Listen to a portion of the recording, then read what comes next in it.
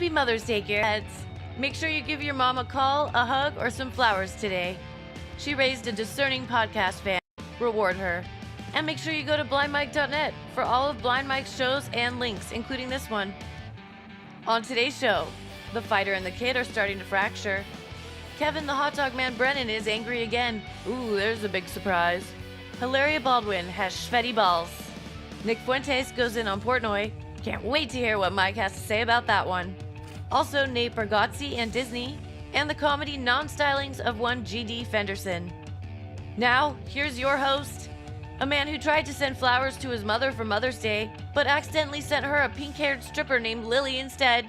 Blind Mike Geary!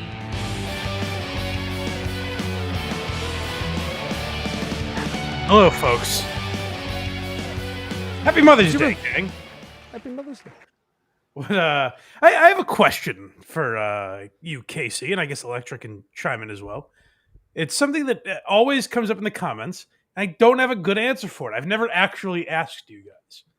Why are you cartoons? Electra, you want to take this one? Is it identity protecting, or... It's fun being a cartoon, Mike. Okay. I was worried that was the ansr No, There's no fun on this show. It's not allowed. I would say that you can get away with quite a bit more when you have I have another question. What the fuck is that noise? I don't know. Electra, do you hear that? Do you have birds in your house? Electra, hold on. I'm going to... Okay, it was Electra. It was Yes, she had birds in her house. It really Mike. did sound like that, no? It's like Snow White on Mother's Day. They're coming in and, surrounding her. But Yep, there it is. Electra, yeah, it's you. It's I right hear outside my window. I'm so sorry. I will mute myself for the rest of the show. That's funny. She's just saying hi. The bird's saying hi. Well, the only answer is we wanted to be innovative, Mike, and Just to be fun is the answer. Also, if you think about like what we're doing with like the Howard Stern stuff, it really dates you if you kind of look like a person like 10 years from now, but a cartoon will still be a cartoon 10 years from now. If we had more time, I would really dive into that answer. It dates you if you look like a person. Yeah. 100 years from now, we'll still be cartoons, Mike, and I think there's something to that. Also, I'm too beautiful for your ladies. That's another reason. All right. I get because we get comments like that all the time, and if I knew, I would give them an answer. I'd say, oh, it's because of this, but then I realized I don't really know why that is. So, Mike, your answer now is he's too sexy. That is your answer. All right. He's a very attractive man. Yes, that's why. All right. Well, we do have an action-packed show for you today. I know, speaking of comments, a few people asked if I was going to respond to the Aussie guy. We did because there was no Quincy this week, there's a lot of Quincy drama. But also a half hour into our bonus episode this week, we respond to the Aussie guy. So United States of Australia, it's on right now. You know what, guys? Leave this show and go watch United States of Australia. Our friend Dean is over there. The Aussie guy was on WATP last week, and they chatted about me. So go to our Patreon or YouTube members can go watch that full breakdown. But it made me think, because this has come up in the past with OJ, where I'm like, geez, who else have I been rude to? Who else have I shunned and cast asunder in a way that made them feel neglected or unwanted? So I wanted to make sure that the people that make this program run, and have for many years, in many variations of the shows that I've done, I want to make sure they're properly thanked. So just so we don't run into this again, I'm sure I've left a few names off, but I want everyone to feel properly thanked. So Casey Day, if you would, and those of you at home, if you would turn your attention to this video, just to pay homage to the people that make this engine go. Absolutely. Thank you. Thanks a lot. Thanks so much. Thank you, everyone. Thank you, everyone. Thank you, everyone. We'd be nothing without you. Thanks so much. Many thanks. Much appreciated. I appreciate it. Appreciate you. Thanks a ton. Thanks a million. Thanks a bunch. Big thanks. Endless thanks. Thank you kindly. With deepest gratitude. Grateful. I am nothing. I'm truly grateful. I am nothing. Forever grateful. Without you. I'm very thankful. Thank you. Thank you indeed. All of those fine folks and viewers and listeners like you. So just to get it out of the way, so we don't have to do this again, because now it's been twice this year that I've had to go back and thank people. So just so everyone feels appreciated, I may forget sometimes, but it's not intentional. I love each and every single one of you. And I can't wait to hear who I left off the list. So we'll make a new list next week. Will always be growing and evolving, as will that list. So thanks, gang. I hope everyone appreciated that. It was a pretty thorough list, Mike. 112 names there. That's a lot. I'm sure we forgot someone, though. Oh, I'm sure we did, too. But, hey, we have a little... can you grab it, Electra? Because I can't seem to find it. We have a celebrity in the chat saying hello, so I thought I'd bring it to your attention. Who the hell is this?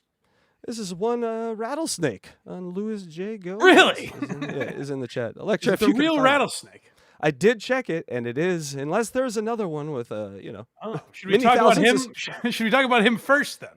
I think we move it up. I think we move it up. All right. You know? Well, then, since the great Louis J. Gomez is here, I want to talk about... Actually, if that is the real Louis J. Gomez, I wanted to invite him on because he had an interesting take on the Dabbleverse. He's talked about this several times now because he's friendly with... He's had, like, Shuley and Anthony Zenhauser and Ray DeVito and some of these people on his show.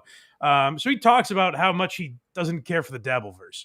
And I would like to discuss that with him because I get part of where he's coming from. I don't really agree with him overall, and I think there's some, like, you could easily dispute it with the stuff that he talks about, whether it was on Real Ass Podcast or Legion of Skanks or any of that stuff. So I would like to have that conversation with him. I know he's a very busy guy, but if he has the time. But something I found interesting this week was Kevin Brennan's response to it. That was so fake. The idea that Kevin Brennan is a tough guy. He's a frail, scared, 60-something-year-old man.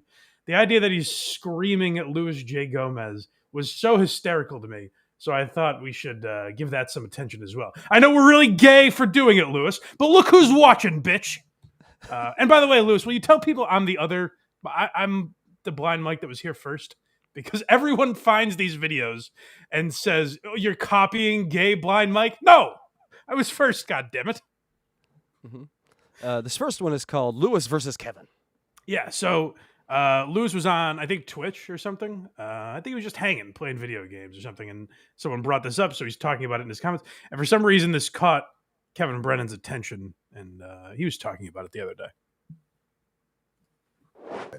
I'm not a fucking fan of other men. I'm not covering other podcasters. It's the gayest shit on earth. I'm not a fanboy of other fucking men's works. I would say I really don't think it's different than this. This is why I'd like to talk to Louis about it. Like, Louis did an MMA podcast where they cover fighters. But even like Legion of Skanks and Real Ass Podcast, Louis and Zach, those shows talked about, like, they would take videos from the internet and play those. If there was comic drama happening, they would weigh in on that. Like, I get those guys are their friends, so maybe it's different to him in his mind. But, like, they are interested in some of the drama aspects, and this is just our sports. You know what I mean? Like, to me, it's as interesting, or now probably more interesting, than a lot of shit happening in sports or politics or anything like that. So I enjoy talking about it. I think maybe Louis is talking about the channels that are specifically, like, there's nothing you can do correctly. You know what I mean? Like, it's just a guy, it's an edited video with a guy going, Joe Rogan is at it again. Like, there's nothing you can do to win favor. So maybe he's talking about the shows that, like, claim to hate all these people, yet all they do is consume their content. And that's where I kind of get his point. But to me, talking about comedy and podcasters and other men is no different than talking about politics or what's in the news or any of that other shit. Like, this is the news that we care about. If it's your life and you're more in that world, I can see being like, why would anyone give a shit if Anthony Jeselnik called out Tony Hinchcliffe or whatever? But to us, it's interesting. Yeah, and Lewis is responding in the chat, Mike. He says, LOL, sorry, Blind Mike. You're the only one I respect. Thank you. I appreciate that, Lewis. We had a comment once that was like, hey, man, it's really lame. You're talking about Lewis and these guys. You steal Gay Blind Mike's name. And I just responded, oh, actually, I worked at Barstool Sports in 2015. And I sent him a link to Portnoy giving me that name. And the guy goes, still pretty gay, though. No, jeez. Damn it. Win with these. Lewis also says, and I stopped because it was gay. Okay, that's interesting. No, but like, you see what I mean, though? He'll still talk news, or like they talked about Anthony Jeselnik when he was going off on them and Rogan and all those people, because it's interesting. Again, it's closer to their world, so it makes more sense that they're talking about it, probably. I just don't think it's gay that we like this stuff, because I think it's what makes. I go to Skankfest every year, as Lewis knows. I think it's what makes shit like that run. I don't think they have as big a fan base if people didn't care this much to break down some of the gay drama around these worlds. Like, I do think it's interesting. And even like dumb stuff like Bobby walking off the regs for the dunking moose. Like, even though that's a bit and he wasn't really pissed, it is interesting to talk about and comment about. And I think that's what gives a lot of those shows the popularity that they have. That's his whole brand. Okay. This is where an asshole interjects. What are you talking about? Let's hear from Kevin. Pink Asshole says what? There we go. Yeah. That's his whole brand. He come over to my thing and let's hang out. He wants to have sex at Big J Okerson. Like, he laughs at everything. He's not even wearing a top. Why? So I'm not in this business of calling everything gay, but if we're ranking gayest, isn't it far and away the gayest to call a men's shirt a top? He's not even wearing a blouse. Why would you refer to it as a top? I don't. That's a weird. But this is a man that rides around his town with a bicycle helmet on, Mike, with a turtleneck. What you're watching here, though, like, regardless of what Lewis thinks, you're watching, and regardless of what Kevin thinks, you're watching a failure in comedy talk about a guy who's very successful and who runs a good festival and who has multiple successful podcasts, and you're watching a man who... Kevin is the reason that the Dabbleverse, or whatever you want to call it, has this reputation. Guys like Kevin and Gino Bisconti, these completely, I can't say untalented, because I think Kevin was a good stand-up, but these people that have just relied on sitting in front of a camera and going, oh, Louis J. Gomez sucks. Neil Brennan's an asshole. Carl is gay. Stuttering John's an idiot. Like, when you do actually no work and just rely on these base level insults, and you have this handful of people that give you money, I think that is what Lewis and people like him think of when they think of this kind of show. Like, I think there are shows like WATP or this one or others that actually put work into their show and try to make it interesting and build a world around it and all that kind of stuff. To me, those shows are no different than any other. It's just, this happens to be what we like to talk about. But guys like Kevin do give it a bad name, and I get where that comes from, because this is the laziest, there's nothing behind it kind of rant that I've ever heard in my life. Listen to where Kevin takes this. Spoiler alert, he's going to get tough with Lewis, which is a new way a good idea. Yeah, not smart. To do it, have no top. That's 70s, isn't it? Yeah, it's Lewis, how can you call us gay? We go after each other's tops. we have a guy named Clearwater Chad. Come on. We get catty about each other's outfits. What's gay about this? I don't get where you're coming from, Lewis. It's ridiculous. We have a chain-smoking Minnesotan DJ. I mean, what's gay about that? That's not gay at all. It is not a great... Lewis, I apologize. It's not a great representation for Lewis to be like, No, all these guys are gay, and the first response he gets is, look at this guy's top. I mean, come on. So out of season. Ooh, meow, Kevin. he thinks he's what's the guy on Penthouse? Hugh Hefner. No, No, Yeah, Guccione. Bob Guccione. Yeah. Yeah, he never had a top on. But now he's not a fan of other people's podcasts. I mean, this guy's a fucking clown. What's his name again? Nice. Right. Nice. Really next- roasted him. What's his name again? A guy who's miles more successful than Kevin is now. Like, it's not close. And Kevin will do this thing where he gets all worked up. Ooh, he's angry. What a fresh emotion for Kevin to exude. He's gonna get all pissy and be like, Lewis hasn't accomplished anything that I've accomplished. He's gonna yell it, and that'll make it really interesting. But like the idea that Kevin Brennan is now in the same stratosphere as Lewis is ridiculous. Like, Kevin Brennan's become a name that comedians laugh at. Like, I believe the guy that Mark Normand was talking about when he's like, this guy's an ant. Like, it just doesn't matter. I believe that was Kevin Brennan.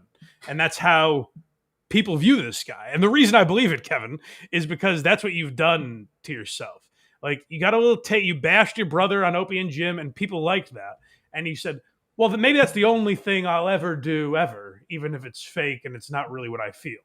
So I'll make Chad Zumach fucking fight Ray DeVito just for these worthless things. That I do get is gay, Lewis. So I'm with you on that one, at least. Real quick super chat, Mike. I know we don't cut in here like this, but Lewis sends a super chat, $19.99. You're doing great work, BM. That can't be the real Louis Jacob. You would It's never 100%. You would never say such a thing to me. But thank you, Louis. If that is you, or whoever that is, I appreciate it. It's him. But also, goddamn, let's get your confidence up, man. You are amazing. It just doesn't seem like something he'd say, especially calling me BM. But Well, bowel movement, maybe. Also, here, this one's called Friendship. oh yeah, so friendship is gay. Everything's gay. All of a sudden. No, Doing watch- podcasts are gay. Having friends are gay. Wearing a top is gay. It's all terribly gay. This is called growing up. Everything turns gay, and you just want to sit in a chair. I agree with you, Lewis. Other men's podcasts and react to their podcasts. He does. He loves other men. Ooh. I'm not saying he loves them physically, but he loves other podcasters. Tim Hold on, wait, Dillon whoa.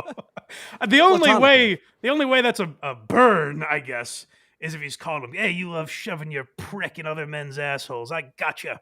You're gay. You're a homo. Nailed him. But Kevin's saying, no. I'm not saying he does gay acts. I'm just saying he has friends that he cares about. That's how fucking removed Kevin is from society, that he's like, I'm gonna roast this motherfucker. You have friends and family that you think highly of. Yeah, that is not Kevin Brennan's game. Yeah, I'm not saying he loves other men sexually, but I mean, this guy, he loves his son. That's gay, right? If I could pick one Thanksgiving dinner to go to other than my own, it would be the Brennan family Thanksgiving and just hear them talk shit about Kevin for 3 hours. The whole There's family. no way It would they be all amazing. get together anymore, right? If you have a Just family to that big? roast Kevin while he's not there. That's it. Nick, Joe Rogan, name the names. He's in love with these guys. He wants to be with them 24/7. He loves other podcasters more than he loves the women he fucks. He fucks like every Well, open micer. Yeah, like, so you're saying he likes his friends more than one night stands? That's kind of how Bros it should. before hoes. That's the hierarchy. That's how it should be, right? Sounds good to me. If it was his wife, I guess it would be a little odd. But just some lady he fucked, he cares about Big J, his business partner and longtime friend more. Yeah, I would assume. And Sure. while Louis J. Gomez is here, Casey Day, you can admit now you lied about getting Big J on the show, right? That was just a hoax you pulled over my Nope. eyes. No, I didn't lie. I Then where is contacted he? People. They said we're going to have to circle back. And the thing All you right. don't do, Lewis, is annoy these people, right? I just said, okay, when you guys have time. All right. Well, Louis and Jay will be on the show probably next week. So stay tuned for that. Craig will do it. Craig will book it. And then he's like, next. But his podcast pals, he rides and dies with them. I mean, Wow, it's what an asshole. unbelievable. But now he's like, I'm not like that. He's more like that than anybody. That's why he built his little tree That's fort. not. Kevin has just changed the. He's like, you believe this guy? He's saying the show I do is gay. He has loyalty and respect for his friends and colleagues. I mean, what a piece of shit this guy is, right, everyone? Mm-hmm. But we haven't gotten to what you're about to see is the fakest outrage of all time. Against Digital, so they could all come to his house and get high with him, maybe, and then that way they can bond. I had one comic at my house one time. His name was Barry Ribs. I learned my lesson. Wow. That's really cool, Kevin. Be more like me. I have no friends. I've been in the business for 35 years, and I've built no relationships. Why are you listing that as a credential, Kevin? It's not impressive. It's almost as impressive as running something as awesome as Legion of... I mean, really, like to have no one? He runs a comedy festival. I've turned everyone off for 40 years. No one can stand me anymore. It's amazing. Lewis says, I'll come on your show, just your show, though. And so he is saying, fuck all those other shows. And I agree, Lewis. Thank you, buddy. Anyway. Thank you, Lewis. I appreciate that. Now we get to the tough guy Brennan. Okay, this is Lewis. If you're still here, I thanks for watching, and I want to say that while you're still here because you're about to run away terrified. Yes. This is it's so scary what Kevin's about to do here. Look out, Lou. You feel that sweat on your brow, Lewis? Oh, here it comes. Time to fucking respond to fucking. Did you see Anthony Cumia and fucking Kevin Brennan? They're fucking going at it now. Gino's in there, but they're. Shut the fuck. Keep my name out of your motherfucking mouth. Ooh. Are you shivering, Lewis? This is a frail old man who's pretending. I listen. I don't know how good Lewis is at fighting, but he's 20 years younger and trains jujitsu. I don't know how terrified he's going to be of this elderly man going, keep my name out of your mouth. You're gay. Your top is gay. Your friends are gay. What are you going to do? Beat him up, Kevin? This is so scary. I've seen Kevin be like, not attacked, but people have been aggressed upon him. And the way he reacts is not indicative Watch of the Jimmy Martinez video. See what a tough guy. But again, I'd react the same. We're not tough guys, Kevin. What the fuck are you doing? No. Clearwater Chad, is your son around? Please cover his ears. Watch your fucking mouth. Or what? Or I'll be really mean to you on my podcast. I'll say you're gay and you have a lot of friends and mean stuff like that. By the way, a guy with that voice and inflection calling other people gay is in itself ironic.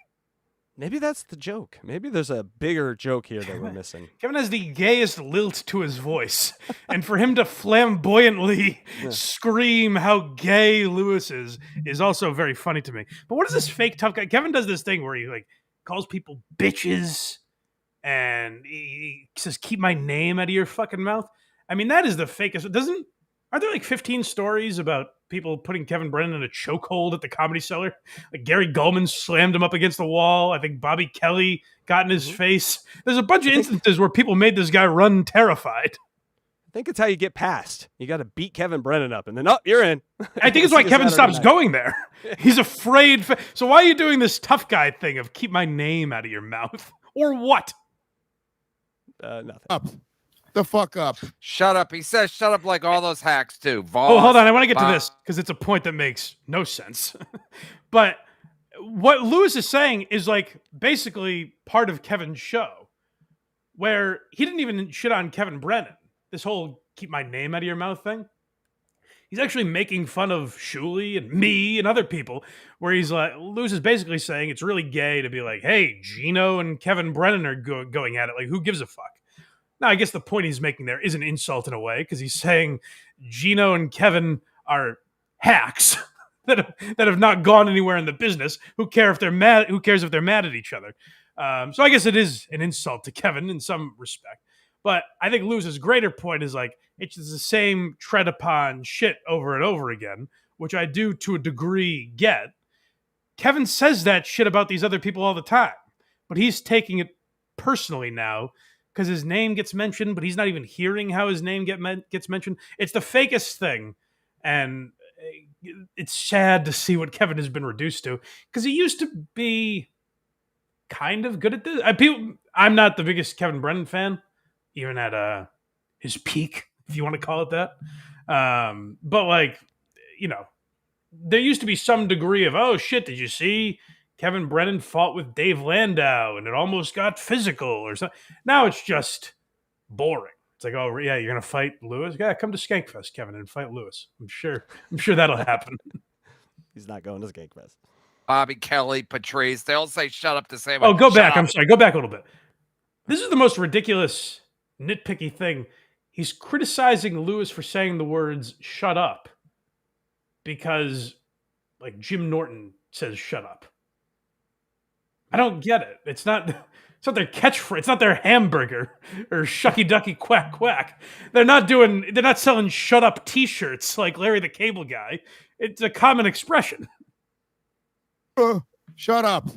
The fuck up. Shut up. He says shut up like all those hacks too. Voss, Bobby Kelly, Patrice, they all say shut up. Yeah, Patrice. Yeah, that's good. Those hacks hilarious. like Rich Voss and Patrice O'Neill, a hack. Yeah, they all say, "Hey, fuck you, Brennan," too. Every one of them. They all say, "Shut up" and "Fuck you, Brennan." Of course, they all say, "Shut up" to you, Kevin. Can someone put a compilation together of every time Kevin has said "shut up"? It's just it's a phrase everyone uses. It's not unique. What are you talking about? It's such a weird play because he has literally nothing. He wants to shit on Lewis, but he has literally nothing to go on. So he's look at this guy. He wears a top and he says, "Shut up." Can you believe what a clown this guy is? He's got nothing. Shut up. They all learn that at Opie and Anthony or Opie and Anthony summer school. I don't know where they learn how to. They all try to act tough. I learned it probably in second grade. I think. Mm-hmm. I think I had to listen to Opie and Anthony's show to be like, "What is shut up?" They're saying. Oh, and they kind of mean it as like an insult. They're telling this guy to keep his mouth shut. Oh, that's interesting. I like that. Shut up. I can't even do it. You just did it. You did fine, Kevin. You're putting one foot in front of the other there. You did it, buddy. Who's gayer is the next one, Mike. Oh, good. I was worried we were done calling people gay. It's such a terrible insult in 2025. Ah, they called me gay. I need a GoFundMe for that. It's the gayest shit on the fucking planet. Gayer than talking politics like Dave Smith does every fucking show? Got his ass! Oh, Dave, I hope you can wipe your tears with the checks you're cashing, my friend, because talking politics is gay. That's right. I know it's made you a millionaire now, but it's pretty gay, man. So, and Kevin Brennan thinks so. So that's how you know it's really, that is going to cripple Dave Smith. I don't know how he's going to recover from that the next time he's on podcasts with 13 million downloads an episode. Well, the good thing is Clearwater Chad is nodding approvingly. So Kevin's right. At least I was hoping Clearwater Chad would weigh in. Good. Yeah. Gayer than You know what? I'm with Lewis. It is all gay. He was right. I was wrong.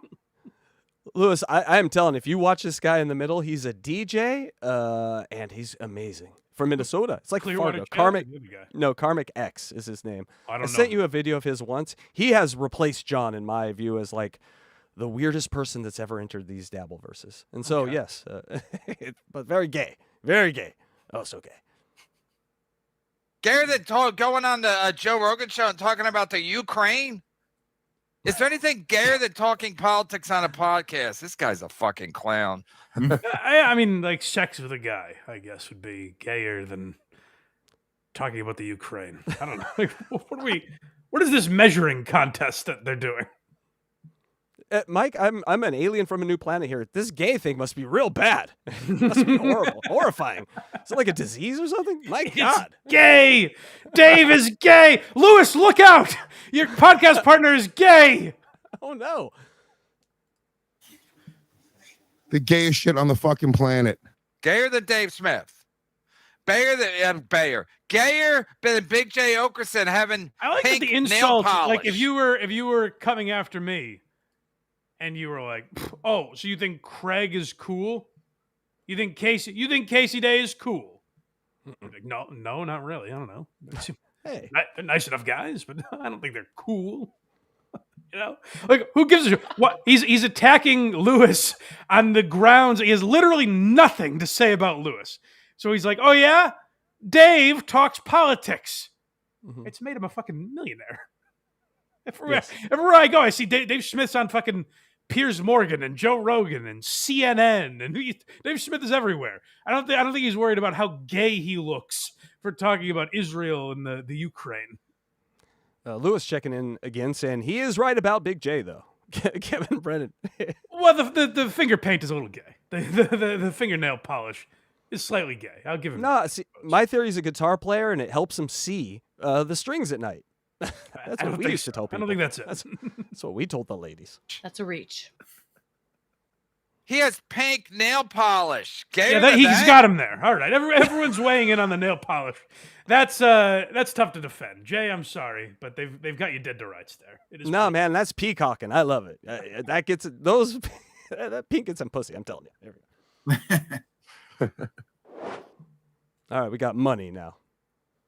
Oh, so they're getting into another dick measuring contest. Who makes more money? You think it's Kevin or Lewis? Spoiler alert, it's the guy who actually works. It's the guy who runs a comedy festival and has successful podcasts and is putting a book out and a coffee brand. It's that guy, but we'll see what Kevin thinks about it. What does that say? Red bars. That's actually the truth. All of those fucking guys, the fucking Kevin Brennans of the world. I like to think I'm a variation on what Red Bar did and put my own twist on it, but he's got a point. I don't see no cartoons on Red Bar. We got you there, Mike. Sure, yeah. That's much cooler that we do that. Yes, cool. That whole subset. Subset! And now he's doing it. Kevin is so bad at this. He just yells words. He's like a dementia patient. Subset! Why does that get you angry, Kevin? You don't think that comes off as phony at all? Subset! Why would that word has never gotten emotion out of anyone until the word subset has never triggered anyone into a screaming fit until Kevin Brennan. Why would that subset? Why would that get that reaction out of him? But he has literally nothing to go on. And it shows how bad Kevin is at this. And I hope it proves to Lewis there is a skill set to just playing clips and reacting to them. Some are gayer than others is the point I'm getting. If we're all gay, there's at least a spectrum of gay where there are some people that are good at it and some people that are incredibly lazy, like Kevin. We're tops, Lewis. Kevin's a bottom. That's how this works. Now he's doing it. Remember when Gino used to be like these YouTubers? Now Gino's live right now for 8 people. Big Louis J. Gomez made $57 yesterday? Pretty good for his first time out. Yeah. But now he's like, those people that do that, right. They won't let me back in Gas Digital now? Oh no! I won't get the riff with Dave Smith? Oh no! Lewis does 3 podcasts that like 100,000 views is a light week for them on YouTube. Like I think he's doing okay. This idea that Kevin's getting into weighing money with him. I don't know what he's referring to. Lewis made $57. Maybe he means on the stream he was on. Which, if that's the case, why is Kevin counting? You want to measure gayness. It's really gay to count another man's money. To be like, Lewis made this much. Lewis made $57. I made $183. So I'm way cooler. But the idea, like Lewis actually goes out on the road and does shows and has successful podcasts. Kevin's podcasts are deleted minutes after he does them. Kevin relies on 15 people to give him $400 an episode or whatever it is. And he counts that as like some great success. All of these other people are out creating things. So it's hard for me to argue. I would love to argue this topic with Louis J. Gomez because I think I make some decent points. But then when I watch Kevin Brennan, I'm like, fuck. Well, if I'm just thinking if Lewis's counsel brings video of Kevin Brennan to the courtroom, I'll be wiping my papers off my desk. Damn it! Who allowed this in evidence? Mike, we have some super chats here. Electra, are you there? Just wondering if you're... Yeah, I think I got the birds under control. She murdered a bird, Mike. Thank God. Well, I think I let the cat out. The cat took care of it. Okay, good. All right, I come buckets, $2. Love the pink lingerie stripper on screen. Buckets. Okay. You're welcome, I come buckets. You're using the cartoons for good, at least. That's good. Yes. Yeah. Tits. Port Film Co-op, a $2.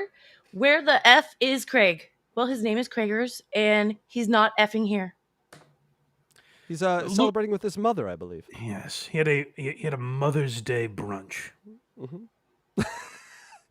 He was available early, just not later. So yes. We love you, Craigers. Happy Gil Mother's Day. 1995 coming in with $1.99. No Craig today. Bless up, Daylords. Yes. Yes. Hello, Daylords. Yes, Craig will be back next week. Is that? Are you sure about that? No. But I'll be here if he's not. All right. Dang Lizard with €5. Remember that time I contributed to a bit? I can read. Apparently not. Aussie Guys promo brought me 1 sub. Minus I 1 demand negative 1 sub. Okay. I demand a proper thank you. No thanks. Hashtag no thanks, Blind Mike. Dang.lizard, go see if we can get him more than losing a subscriber on YouTube. I don't know what he does. I don't know what videos he posts. But was Dang Lizard in our thank you video? He should have been. He wasn't. That was the first Oh one. my God. Oh my gosh. Fail. That's all our fault. We all got together and put our heads together. Dang, don't blame me. But also... Thank you, Dang Lizard. We speak your name. Yes, he has a great channel. Yeah, check it out. And then this is does he do? from earlier. Just clips right now. There's some Dabbleverse stuff in there. There's some other stuff. But he's good. He's going to be a name you hear. Okay. Study from the best. And by the way, for anyone that wants a plug of any kind, that's how you do it. Make a little joke. We talk about you for a minute. End of story. You know? Right? I don't know who that could be directed to. Yeah. And from Luis J. Gomez, 1999, you're doing great work, BM. That's right. I have a hard time believing that's Lewis, but thank you, sir. It is. I checked. I clicked on his name, and it 83K subscribers. And by the way, Lewis, who has stuck around for the entire... See, it's fun to be a little gay once in a while. Wasn't that fun, the segment we just did? Hooey. Hoo-ah. Yes. Huzzah, I guess. All right, go ahead. Same one. Oh, I'm sorry. Oh, yes. Well, this one is my bad as well. I'll take the blame for this one. Uh-oh. David Collins, $2. You spelled Austin Ingalls wrong. Cheers, thank you. Okay, we got a few corrections. All right. I'll fix it. I'll fix it. We were just thinking a different guy. We weren't thinking the Austin Ingalls he's talking about. Yeah. That he has yet to prove himself, that Austin. Yeah. Got a few more here, Mike. Gil, 1995, Casey Day is cool. Quit lying. I That's agree. what I say. More He's gay a cool lies. guy. I agree. Not a guy. Luis J. Gomez with $49.99. What the hell? He's the money I made, BM. LOL. Smiley laughy face. Thank you. Lewis is now breaking even on whatever stand-up show Kevin talked about the other day. Well, hey, thank you so much, Lewis. And Thank you, Lewis. Very well, nice. Yes, and thank you for joining us this morning. Dang We lizard. don't have to thank him anymore. He was thanked in the video. He was in the video. Yeah, That's okay, one we all right, didn't forget. good. Okay. All right, good. Dang lizard again. So what's more gay, pink nail polish or taking pictures of super chats using a pink phone? Okay, Yeah. Kevin's back in the running. Yeah. I'm still going with the nail polish, but if you factor in the lady's bike helmet that he wears, it's tough. Bike It's a helmet, close yeah. call. Also, I think the reason for taking the picture so he can fight with YouTube over every super chat. I didn't get this $9.99 one. Well, that's Here's good. The picture That's of how you know Kevin's making way more money than Lewis. right. That he haggles for every cent. $4.99. He will fight all day for it. It's, Yeah, it's that's amazing. good. All right, Mike. Where do you want to go to now?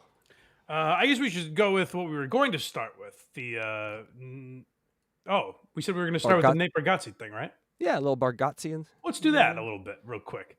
So this article was written in a few different places. I saw this. I don't know how accurate it is, because some of the headlines were like, Nate Bargatze destroys Bob Iger. And I didn't get that vibe from it. But I've heard chatter, speaking of our friend Louis J. Gomez, they mentioned this on the regs a few weeks ago. Nate Bargatze, who's in my opinion, one of the best touring comedians, very funny guy, but he's blown up now. He's hosting the Emmys. He's doing this massive arena tour. It came out that he made $80 million just from touring last year. He's got a movie coming out. He's a big deal now, Nate Bargatze. He has his sights set on the mouse. He's coming for Disney. So apparently he wants to build like an entertainment empire, and part of it is he really wants to build a what do you call it? Theme park? Theme park, yeah. Which is, boy, this is dangerous ground. It could be a wild success story if Nate is more than he seems. Like if he's this genius business mind who's able to pull this off, we could be sitting here in 50 years at NATELAND theme park and be like, this son of a bitch did it. Oh my God. Or we could be talking about the downfall of a guy who got a little too big for his britches. But what are they saying that Nate Bargatze's plans are in the world of entertainment? From Fox News Saturday night. Oh, okay. Show I watch. I don't think I've seen this clip. I just saw the article. Oh, you didn't? Yeah, okay, well, the clip is a little long, so... Because I thought you sent me a clip. So I just sent the maybe the clip was part of the article. Oh, okay. Let me go try to find the article. Yeah, do you have the article up by any chance? Let me find if you just search Nate Bargatze, it should come up right now. But yeah, I don't know if I give a shit what Fox News says about it. But it's a long. I listened to the whole thing. It's interesting, but I was like, why did Mike want this whole thing? But that makes more sense that you just wanted the article. Yeah, so well, because I saw headlines where it's like Nate Bargatze's coming for you, Bob Iger. It was like warning Bob Iger to get in a bunker. They were really, but the gist of it, before we get the article up, is basically like, and I've heard Nate talk about, I listened to Nateland, pretty good podcast. Even when Nate's not on, I like the guys he does it with, Dusty Slay, Aaron Weber, and Brian Bates. And Nate's been on there for a few years, like since he started to get successful. He's been talking about how he wants to make that into a thing that doesn't just showcase clean comedy. Like right now he has specials from Nick Thune and Steve Rogers and Mike Vecchione and people like that. Greg Warren, these guys who are doing clean material, and he puts it on their YouTube channel to give them a little extra bump. Maybe they don't have the audience or the reach that it would have gotten without Nate's help. He produces the special, puts it on his channel, and it gets more eyeballs on it. So that's been a great thing Nate's been doing for comedy. But now Nate is saying, like, I want to be Walt Disney, which I think is kind of a wild move. Again, if he's a genius, then this could all work out. But I feel like more likely he's getting a little too big for his britches. This could end in utter disaster if he plays his cards wrong here. I mean, I would go to a comedy-based theme park. I think that would be awesome. What would that even be, though? Who knows? You know what I mean? Like, what are the roller coasters? A lot of bananas everywhere. A lot of people slipping and falling. There's a whoopee cushion on every seat. And a lawyer, because lawsuits they be a coming. But I got the thing up here. Comedian Nate Bargatze says Disney has abandoned its audience as he talks about building rival media empire. And he's talking about. I think that's kind of true. Oh, I didn't watch that Fox News clip. I'm guessing the angle they're taking is like, because Disney's gone woke or whatever. Happy. Yeah. I don't even know if that's Nate's. I think that is probably Nate's take to a degree, but I think he's also looking at it saying like there are no family-friendly movies anymore. Everything has to be a message, whether it's woke or otherwise. There's a fucking message in everything, and you're not just getting like good family entertainment anymore. I've heard him talk about that a lot, where he wants to make sitcoms and he's making a movie and all that type of shit. So I think he likes a lot of that old school entertainment, or even the specials he puts on his YouTube channel. He refers to them as TV clean. Like they don't have to be necessarily squeaky clean, but you have to be able to play them on NBC, you know? And I think that is actually interesting because now there are obstacles to get around in comedy as far as like what's going to get you taken off YouTube or whatever. but there are no like, okay, I have to make this work in a clean package. So Nate putting that kind of back in place is actually interesting. Where he's losing me a little is like, we're gonna build a ride. We're gonna build the Nate coaster. So it says about Bob Iger, that guy doesn't care about the audience. So that's kind of his initial take. And he is right that it's become a business in the sense of like, well, we can like look at that new Avengers movie that came out that was called Thunderbolt. It wasn't making enough money, so they were like, "Fuck it, we'll blow the biggest spoiler in the movie and we'll just call it the New Avengers," which, by the way, is a terrible title. But like, they don't give a shit about entertainment. I don't think that's specific to Disney, by the way. I think that's everyone. I heard this was the most disheartening thing I've heard for comedy in a long time, where Bert Kreischer, we've talked a lot about that Bert Kreischer appearance on We Might Be Drunk. It's come up like 3 weeks in a row now. But on that podcast, he talked about how his special was getting more retention than most Netflix specials. Like, I guess Netflix came to him and said, "Hey, people are watching your special for a lot longer. Do you think there's any specific reason?" And Bert said, "Well, I know people aren't watching hour-long specials as much, so I moved my closer to the middle." And I was like, boy, that is gross.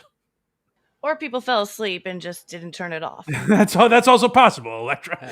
That's what we count on. That is how. But the idea that you're now gearing your art, I know, again, we've been talking about gay. I know it sounds very gay to call it that, but if you're gearing your art towards the algorithm, I think that's a terrible sign for comedy. So I like that Nate is pushing back against that a little. I just don't know, and I love Nate as a comic. I don't know if the type of smart that can write a bit about getting served milk with ice at Starbucks, I don't know if that equates to running a business that takes down Disney. You know? Mm-hmm. I think they're just different types of smart. But we'll find out. I just don't know. Nate's obviously built an empire. And I think when you're making $80 million a year in touring, you start to think like, I don't need all of this money. You know? I made more money in my 1 year than my children will ever spend. So maybe start wasting some of it, I guess. But I don't know. Is there any more in the article? Well, this is an interesting line, which might go to your point here. He says, Bargatze said the audience is crucial. He views himself as their servant, Esquire reported. None of this happens without them, he said. So I like that mentality, although I think it's what rich guys start to say to pander to an audience, you know? I worry about that with Nate because he seems like a very down-to-earth guy, but I just think the level of money we're talking about him making, that changes even the most wholesome people. You know what I mean? Like Nate is in these circles now where he's literally hosting the Emmys, you know? I do think for the most part, if you look at like Seinfeld, Gaffigan, some of these people, they seem like they've somewhat kept a level of grounding. You know what I mean? They're not at Diddy parties and shit like that. Like they seem kind of like normal people, even Chris Rock to a degree. Like it doesn't seem like he's lost himself entirely, but I just think it's hard when you get to that level to not get sucked into Hollywood in some way. I like that he's talking about this. I just don't know if Nate is the guy that's going to change Hollywood, but I like the attempt. I'm torn on how I feel about this. Well, you know that Chappelle joke, right? Like he got all mad that he wasn't invited to the Diddy parties, and he realized, wait a second, I'm ugly. God damn it! Like, I mean, Chappelle's a guy who has lost his way. Like Chappelle's the guy that put a C on his chest and started calling himself the GOAT and rambling about nothing for 3 hours and putting the audience through. He'll just get drunk on stage and expect the audience to sit politely through a 3-hour show. So like Chappelle is a guy that's kind of lost himself because he's so successful and has yes men around him. I wonder if Nate is in touch enough. It was I thought about talking about it a couple weeks ago when the Regs talked about it, because Lewis brought this up that Nate wants to build a theme park. And I think Soder was the one making the point, like, we have to tell him this is ridiculous because that's how you stay somewhat grounded. Like, if you have friends going, what are you, a fucking idiot? You think you're Walt Disney? I think you need a little bit of that, because when you're making $80 million a year, $100 million a year, whatever, you start to have yes men around you, and then you become like Joe Rogan doesn't have anyone to tell him, hey, maybe start interviewing your guests instead of asking every single person about aliens and Epstein and DMT. Not everyone's into your interests, you know? Mike, I'm going to give you one guess on what Nate Bargatze's Disneyland is called. NATELAND. That is correct. NATELAND. So I knew that because that's the name of his podcast and his production company. So Oh, okay. Well, that all makes sense. Branding. He's branding. Yeah, maybe But, this is like his dream from childhood. Always wanted to have a theme park. maybe. I see market inefficiency where he's going, right? He's going to, there's going to be a lot of people that clamor for that sort of anti-Disney family sort of stuff. And man, he could clean up. I like it. I like it from I just worry when a guy starts saying theme park. Yeah. Then I worry about like he's saying like, hey, Bob Iger doesn't care about his audience. I'm like, well, you're already building a theme park in your mind. You've leapfrogged over, like, right now the company's producing comedy specials and podcasts. That's what NATELAND Entertainment does. They've got a movie in the works. He just put out a book, and I think like eventually they want to make TV shows, sitcoms, stuff like that. He has sprung way over that and gone to theme park. So that's where I'm like, how worried is he about the audience? But I think Nate does look at it, and maybe he's just saying, because again, like I said, some of these headlines were like, Nate Bargatze destroys Bob Iger. So it might be clickbait in a way where they want you to think Nate's got like blood on his mind. Like he's coming for blood. When in reality, he's just, like you said, capitalizing on a market inefficiency that he sees. But it is interesting because there's not that sort of clean comedy in TV and movies. Like stuff that's good but not filthy. That's entirely gone. You know what I mean? Yeah, totally. Or not even filthy, but just like no cursing or anything. Like stuff you can watch with your kids. That doesn't exist anymore.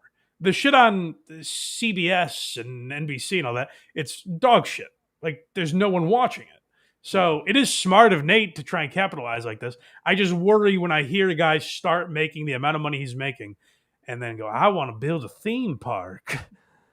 I don't know. Talking market inefficiencies, Mike, a blind theme park, a blind Mike theme park. That would be amazing. Well, that's fun. Everyone's blindfolded when they come in. Yeah, it's just what am I on? Just a chair and 4 guys to shake a chair. This is terrifying. The whole park's just a chair. I want one where everyone eats mushrooms before they come in. That would be my theme park. Amazing. Yes. At my theme park, every step is an adventure. You don't know. You could fall anywhere. All right, Mike, that's all for Nate Bargatze. Good luck, Nate. Yeah, I'm rooting for NATELAND. him. I hope he pulls it off. All right, where would you like to go next, sir? Should we talk about Nick Fuentes and Dave Portnoy? Let's do it.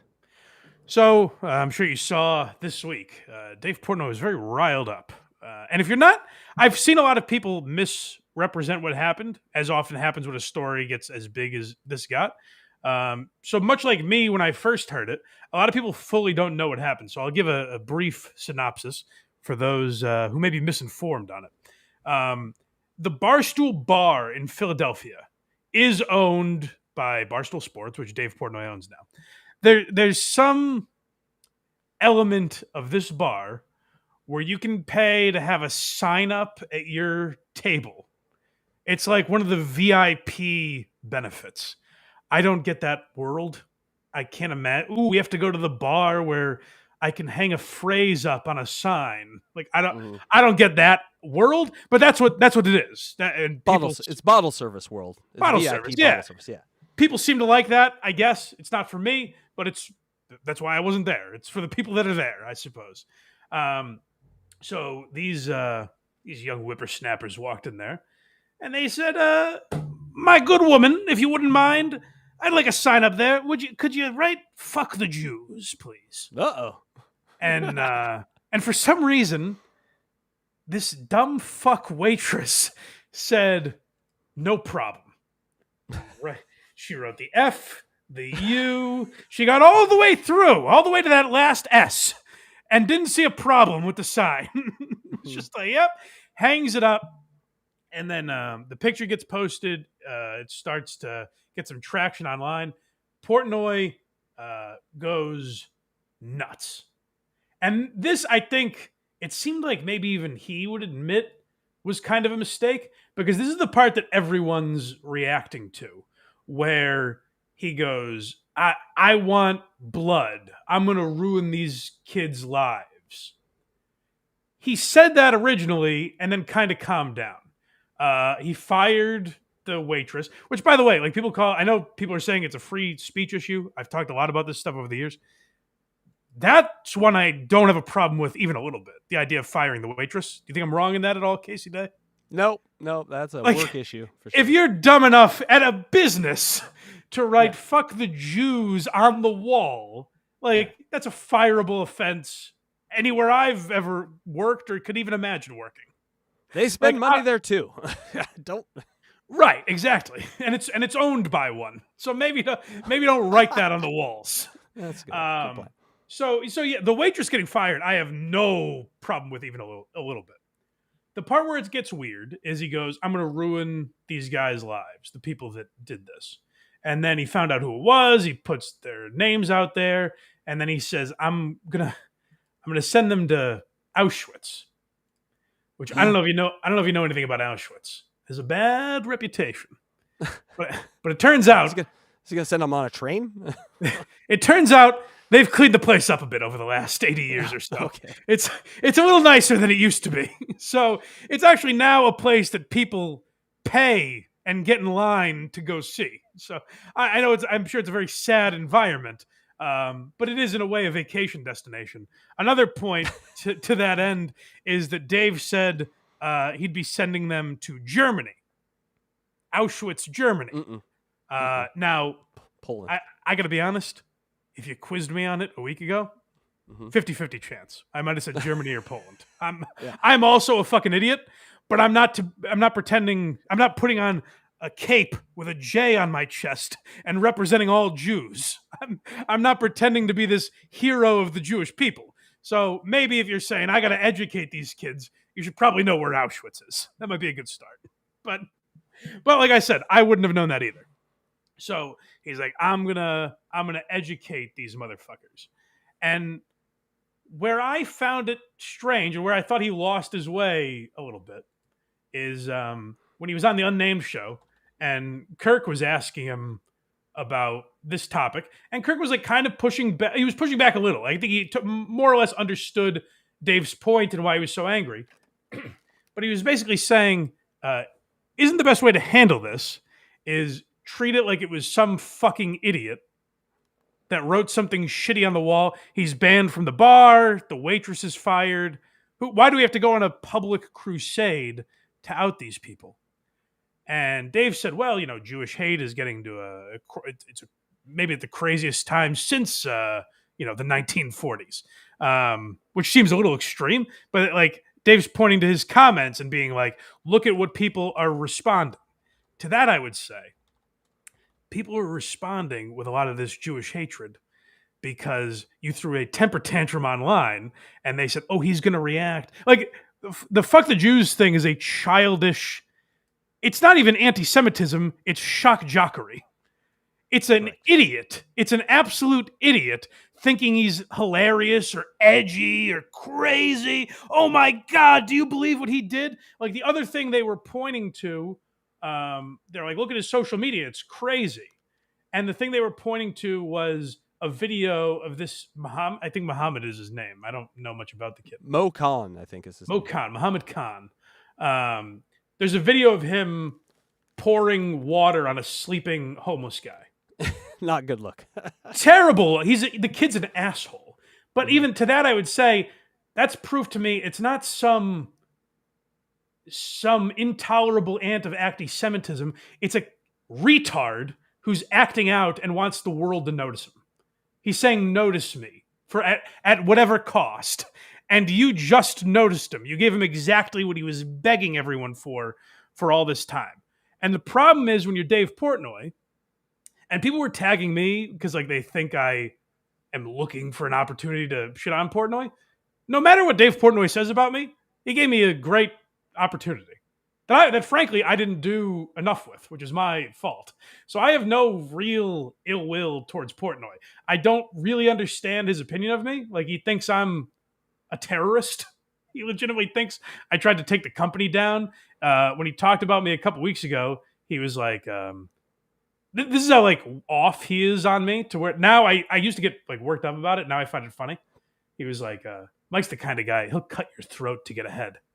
And I'm like, yeah, that's me, Dave. It's just a disloyal, cutthroat. I'm like a character in Succession, basically. That's you've really zeroed in on who I am. So he's just so off on who I am that I can't even really get mad at it anymore. But like, he did a lot for me. So people were tagging me in this thing like, oh, well, you don't like the video of him dumping water on a homeless guy. You threw a wallet at Blind Mike without him knowing, just to see if he could see it.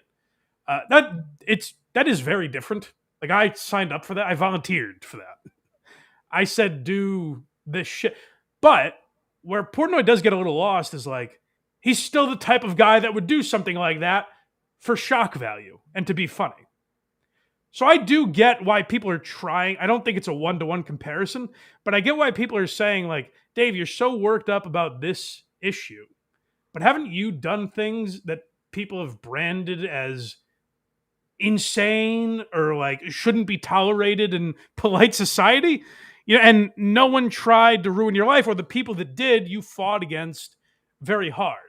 I don't think it's like a complete cancel culture issue, but Dave made it one when he said, I want to ruin this kid's life. Like, that's where it got to a crazy point. So I think maybe just from listening to him on Unnamed Show, I think he kind of realizes he went too far with it. But I wanted to play this video because I thought it was a good example of what Dave inspired. Because now this shock jock is weighing in, Nick Fuentes, who you just gave these people so much ammunition. Whereas if you just quietly fired the girl and maybe even tweet, like, look at what this idiot did, like, that's never accepted at our bar, whatever, it wouldn't be a story. But by making it a story, you fueled these people and gave them exactly what they wanted. And then this is what this fucking moron Nick Fuentes is doing this week. Should our society be run by people like this? And listen, it's a fair question. Hey, Dave Portnoy. Hey, Jew, you run a gambling All right, site. see? Now, this is what they do. When Portnoy's like, I can't believe the anti-Semitism, they're doing it to get a reaction. Like, that's what Nick Fuentes is. He's a shock jock. That's what all those people in the comments are doing when they're saying shit like that. It's not even anti-Semitism. They're begging you to notice them. And Portnoy just threw all these people a bone this week by saying, I'm going to do everything in my power to ruin these people. And then people like Nick Fuentes can go, see, guys, cancel culture. They don't let us say anything anymore. When at its core, it's not even that. That's not what the story is. The story was that some idiot waitress wrote a psychotic thing on the wall of a business. That's all the story should have been. And Dave Portnoy really said on the Unnamed Show, he's like, I got distracted. I was going to say this a couple minutes ago. But what he said on the Unnamed Show was like, maybe by bringing this kid to Auschwitz, maybe I could start to change some of the anti-Semitism in this country. And it's like, well, that's just a delusional thought, Dave. Mm-hmm. If you think responding to this kid is going to do anything but inflame more hate, like, it's crazy. And then this is just what it resulted in, an idiot like this. But I'll say one nice thing about Nick Fuentes. He doesn't have the same... Remember last time we talked about Nick Fuentes? I think it was me and Craig. But he had more of the professor from The Simpsons voice. I think his balls have dropped a little bit. He's got a more masculine voice now. He's in charge now. This guy's in charge of the country. Yes. What a powerful guy. You have destroyed Lewis, this is gay. Lewis, if you're still here, this is gay. more lives than this 21-year-old ever has. You make money off of sin. You make money off of the immiseration of millions of people. The way I'm one of those people, Buster, and that seems a little extreme. Like, that's just not true. But this is what Dave sparked. Instead of just treating it as something, and that's where it's like, well, how much good do you really care about doing? Because when it doesn't involve your bar, are you out there fighting crusades against anti-Semitism, or do you just see this as an opportunity to own the biggest story of last weekend? You know, like Ben Stiller weighed in on this issue, so like a lot of people were interested in this story, and so Dave kind of capitalized on a moment where he could look like a hero. So that's the gross thing to me, is that like none of this involves anti-Semitism. It's just everyone trying to be noticed. You know what I mean? Like, it wasn't some nut preaching hateful thoughts. It was a moron who wrote something stupid on the wall, and you gave him life. And now he's going on all these shows. I forget what show the guy was on. I'm just hearing a super chat that we got. For some reason, I can hear them today, and every once in a while they make me laugh. So Okay. I don't mind. I'll go find and turn them off. I don't mind it. I kind of find it amusing, especially based on the one we just got. But wait till you hear it. Yeah. but you do you go? Am I making sense here? Like, I get that. Of course, fuck the Jews is an anti-Semitic statement. I'm not saying that. But my point is, there's nothing behind it. It's just a moron begging to be noticed, and you noticed him. Mike, this happened the same week. Ye dropped a song called HH. I think the same. Genuinely, I think the same thing about Kanye. I think, well, first of all, I think Kanye's mentally ill, so it's different. But I think Kanye's just begging to be noticed. I don't know if he believes anything he's saying. I mean, at a certain point with some of these people, you do have to take them at their word. You know, if Kanye praises Hitler enough, eventually you got to be like, all right, I guess the guy's anti-Semitic. But there's a swastika in his store, so yeah, I guess we're looking pretty anti-Semitic. I think it's people begging to be noticed, and that's what I think Nick Fuentes is. I think now Nick Fuentes is at the point where he believes a lot of this shit. But I think he was just like a shock jock, like a lot like Gavin McGinnis and Milo Yiannopoulos and a lot of these guys, where it was just they started out wanting to be noticed, and then they found themselves like, well, I can't just break out of this character now. I have to be this guy. The app works is if you start winning, they don't let you bet anymore. It's designed for people to lose money. It's designed and it's promoted and sold to people. Is that true? They don't let you bet anymore if you win money? I don't think that's true. That would happen one time. I don't think anyone would use it. And no one would use the app anymore. No. Yeah. No. This is a parlay loser. You can hear talking right here. He's lost a parlay. You know, he's a sore loser. Money to take advantage of desperate addicts in many cases, losers, poor people, wishful thinking. Hey, Jew, you make money. You see what I mean? Like, that's what it inspired, is just for people to do that and for everyone to go, ooh, how edgy. Oh my God, can you believe Nick Fuentes is saying this stuff? And it's just shocking to me that now, it's been 10 years now. Like the entire Trump era, no one has understood that if you just treated some of these people as like, oh, they're trying to be shocking, it wouldn't be that big a fucking deal. But you've empowered people like Nick Fuentes because you go, this has to be stopped. Stop saying these words. These are bad words. You have to stop saying them. Like, everyone freaks out over language. And that's where it is a cancel culture issue in a way. Again, the aspect of the actually writing the sign at the business, who gives a shit? That person should be fired, obviously. But the idea of Portnoy getting that mad and saying, I want to ruin the lives, that's where it became kind of a cancel culture type story. Like, I'm on a crusade to ruin these people now. And I think he even backed off a bit and would probably admit that was a mistake. But now people are just running with the initial reaction. You know, I think if he could take it back, he wouldn't have made a video an hour after he found out about it or whatever it was. Like, it's so, yeah. Go ahead. It's so anti-Barstool brand. Like, if you think about where Barstool came from. I learned a valuable lesson with this man. I used to say that. Guys, that was Casey Day. When you clipped this, it was him, not me. I used to say that. I thought Dave was a little more like Kirk in that he like cared about issues like that. And sometimes he does. Like when Mincy got fired for rapping the N-word, you could tell that really bothered him. And like he did what he could to get Mincy a job. And I do think in a way that like inspired him to buy the company back. So he has moments of caring about that stuff. But as I learned, he's just a guy, he's a businessman. He's looking to make money. He's not a comedian. He doesn't give a shit about like what's best for funny, you know? Well, he doesn't care about what's best for comedy. He cares about what's best for the business. So that's a mistake I made a long time ago because I used to be like, Dave, that's what Barstool is supposed to represent. And I was quickly put in my place and taught that's not what Barstool represented. I was wrong about that. So that's where I will correct you. But I think a lot of people mislabel it in that way and have the same thought that I did. Like, why doesn't he think differently on this issue?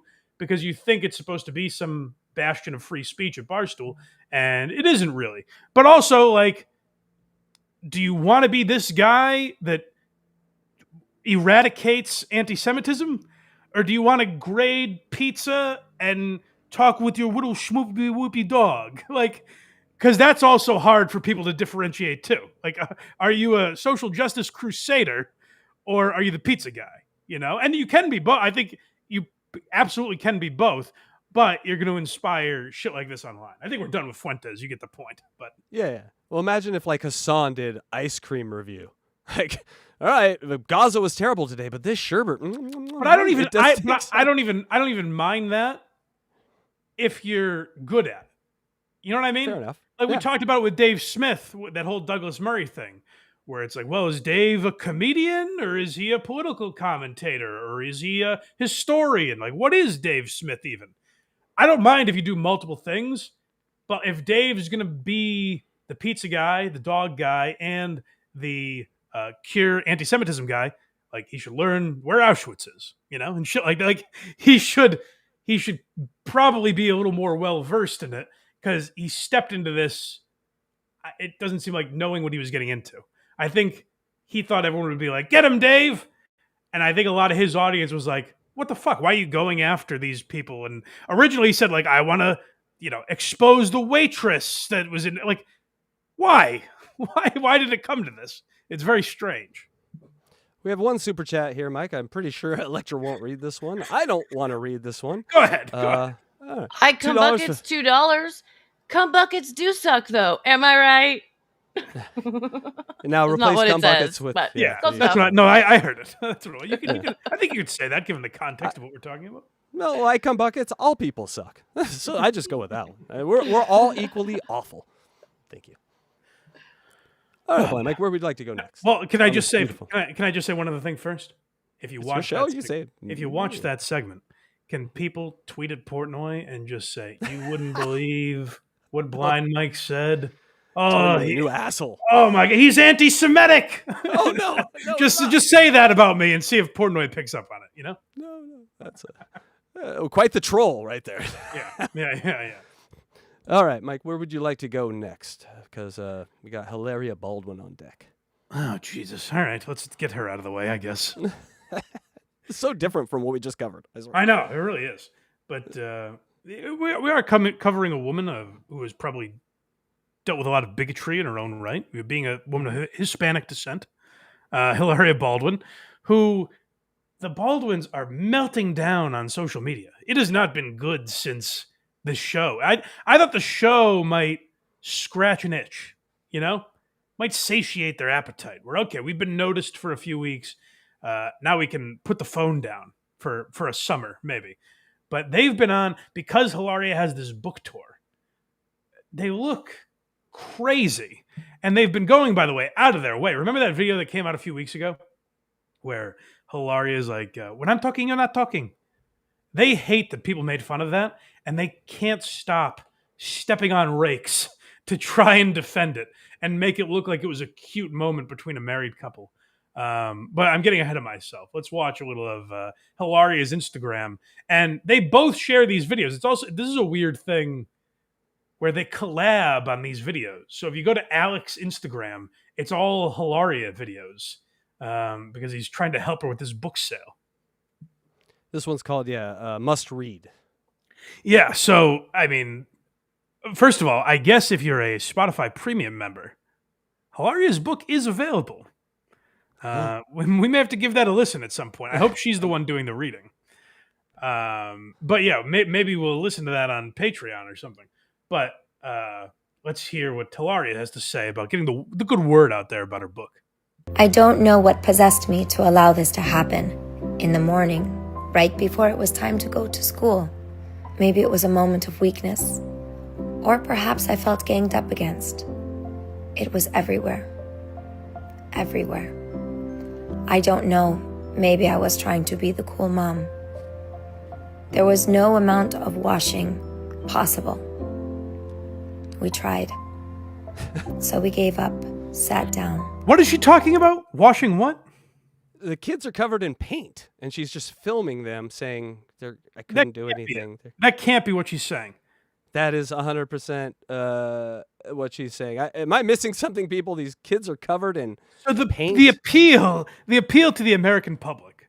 A reason you should buy this book. A reason you should think she's a good mom. I guess a lot of the book is about parenting. And I mean, listen, this lady has been through the trenches. She gave her kids a bath. Well, she didn't. Is it supposed to be a joke? Maybe is it satire? Oh my God, no. I would say no. The way she's reading it sounds very. The way she's reading it, the music behind it. Yeah. And then you would also have to use your children and paint their faces, and say, "Hey, this is a joke," as opposed to catching the. Let's finish this video. Maybe I was trying to be the cool mom. There was no amount of washing possible. It might be satire. We tried. So we gave up, sat down, and we ate cake. It might be satire. I can't tell. I can't tell either, because she's trying to sell this book where she's doing exactly that. She's like, hey, I'm a mom. You want advice? Give your fucking kids a bath when they have paint all over them. Or just don't and sit there with them with paint all over themselves and eat cake. That was the message. What kind of message? By the way, if you didn't watch the Baldwins with us, or if you didn't watch it on your own, which I can't imagine anyone doing, if you go watch that show, what you'll find is it was an hour a week for 8 weeks of them going, we have so many fucking kids. We have a lot of kids. And it's like, you guys decided to do that, right? Like, some of them were not even natural pregnancies. Like, they went out of their way to have children. It wasn't like an accident. The stork didn't drop off 7 children overnight. And they're just like, what the fuck do we... It was a decision they made. And they're looking for sympathy from us to go, oh my God, how do you do it? Well, the answer is they have 2 nannies and probably don't take care of their kids that often. But 2 you know about. This one's called Remember. This is rough. It's rough for Alec. It's rough for Hilaria. I guess these videos, they put a bunch of these up. They put a Star Wars themed one. I think like a mafia movie type of one. Like that. But they're these themes. Hilaria is trying acting, which just wait till that's not a joke, by the way. I feel like she's going to try and get into the motion pictures at some point. Oh, yes. But this is a rough form of Remember When with Alec and Hilaria here. If you're a fan of Alec Baldwin, right now, look away. Look away. Yeah. Day 2 of acting lessons with my husband. No one can resist my sweaty balls. No one can resist my sweaty balls. No one can resist my sweaty balls. Balls. Remember the joke from the 90s, guys? But they're saying ball. The name sounds like sweaty. Sweaty balls. Do you get it? Resist my sweaty balls. Special sweaty balls recipe. It's my special sweaty family recipe. Oh, sweaty family recipe. There's no beating my balls. See, you laugh. We didn't laugh when we did. She's doing this fake, like, oh my, I can barely contain myself. Oh my God. That's some stuff you do at the end of Alec Baldwin's life when he's like 90 and can't. Right, like they were doing with Tommy Lasorda for a while. Yeah. Sweaty balls, right, honey? Yeah, sweaty balls. Yeah, it's end of life care. It's worse. I mean, it's Hilaria using Alec to get eyeballs on her, but it's also sad because I like Alec Baldwin at the end of the day. and it's him going, I've done good stuff, remember? Remember the sketch you all liked of me? Please accept me back. Please. BS before shooting. That was a BS sketch. But here's the thing. I think if Alec was in something, it would be accepted, right? They got to bring 30 Rock back with the events that happened. He murdered someone. He's back at the studio. It does. I think Soder was saying this when they were talking about the show. It sounds like an episode of 30 Rock where he's like, Lemon, I was in New Mexico and I shot a woman dead. Really? I was run over by a Costco truck. I mean, think of the stories they have since the show went off the air. That guy wouldn't read a Jew comment, but he's doing a horrible Tracy Morgan impression. Horribly offensive. Yeah. I think it was a Walmart truck, actually. This is number book signing is number 3 here. Okay, guys. So, hey, get ready. Get your pens ready. If you want to run out and get your copy of whatever horrible title she has of her book, Talking Spanish with Hilaria Baldwin. You could go get it signed at a book signing this week. Isn't that exciting for all you Hilaria fans out there? Hold on, I'm clearing my schedule, Mike. Good, I appreciate that. Yeah, bring 2 books and send me one, please. Hey guys, my book comes out today, and so the baby and I are celebrating by making goodie bags for Romeo's birthday because that's what we would be doing anyway. I'm sorry. Wait, go back. Can you go back to the beginning of this? I can. Did she say baby and I? What's the name she said there? The book is called Manual Not Included. Manual Not Included, yeah. I mean, guys, I'll tell you, this parenting stuff, I wish they wrote a manual for it, but it just don't exist. You never know what kind of twists and turns you're going to encounter. Boy, that's really specific to her and original. Manual Not Included. Hey guys, my book comes out today, and so the baby and I are celebrating by making goodie bags did she say baby and I? Yeah, she's sitting with one of her offspring there. Yeah, and they're celebrating the release of her book, Mike. I think she said baby and I. They refused to name. So the baby's name is Hilaria. No, it's not. I swear to God. And for branding purposes, they call it baby because they don't want to be confused. I thought TLC made them do that on the show. They just do that in life, where she's like, baby and I. So this kid's going to be 15. It's like, hey, baby is... Why name it Hilaria if you won't call it that? Some point it's going to turn to Junior. Hey, Junior, get over here. Yes, Hilaria Jr. For Romeo's birthday because that's what we would be doing anyway right now. We have a ring pop, we have some sunglasses, we have a little soccer ball keychain, and we have this really fun cup. Now this cup made me think about the event that we're doing in Bridgewood, New Jersey at Bookends on Thursday at 6 p.m. Naturally. And I think that maybe we should have cups there too, and we should fill it with things like wine. Of course, of course. Naturally. I saw a cup, and I thought, cup? Book signing. My book signing. Promotion, of course. Oh, thank God I saw this cup. Otherwise, I would have to put out some completely ham-handed way of promoting this book. But I saw a cup, and I thought, what do people use cups at? Book signings, of course. For wine. What a complete, person that doesn't know how to be a person. Just a lady that has no idea how to relate to other people. She's like, you guys use cups, right? What do people use? Are cups one of the things? Being a Baldwin must be awesome. You forget things like cups. It really is. And so my friends and I started scheming, and we went out and got a lot of wine. I'm so excited seeing everybody who has signed up. If you would still like to sign up, there is a link in my bio. I can't wait to see you there and have a little change. She also said it in there. She's like, I just wanted to pop on Instagram. We'd be doing this anyways. I'm sure that's why you're filming it. But if Instagram didn't exist or we didn't have social media, we'd still be making gift bags to give out to you fine folks. I'm sure Hilaria is working overtime. Just putting, special accoutrements that represent her into these goodie bags. It's definitely not just a company that's making 50 goodie bags and they'll be left with 43 of them because 7 people are going to show up to this fucking thing.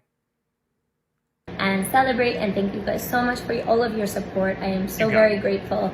And here we go for stuffing many more goodie bags.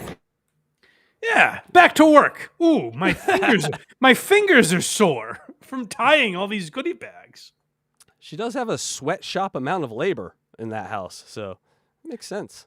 I like the idea of like being so unrelatable that you're like, hey, I'm worried everyone thinks I'm unrelatable, so I'll pretend to be relatable.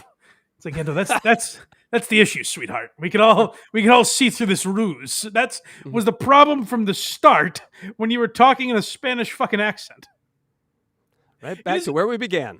It's amazing that this lady started out. The first time I and most of us ever heard of her is because she didn't know how to pronounce cucumber. And from there, she made it worse.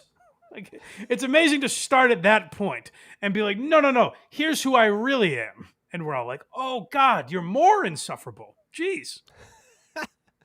The cucumber lady seems sweet at this point. You can bring her back. Yeah, right. That was adorable, actually. She's still doing damage control, Mike, on this one. So this is sad. I mean, we talked about the first video that they made like this. I don't know why they did it. If you don't remember, now it's like a couple months ago, where they were at some red carpet and Alec was pumping Hilaria's tires. He's like, hey, it's her show. She's the star. She's the greatest. And she would, hey, when I'm talking, you're not talking. When I'm talking, you're not talking.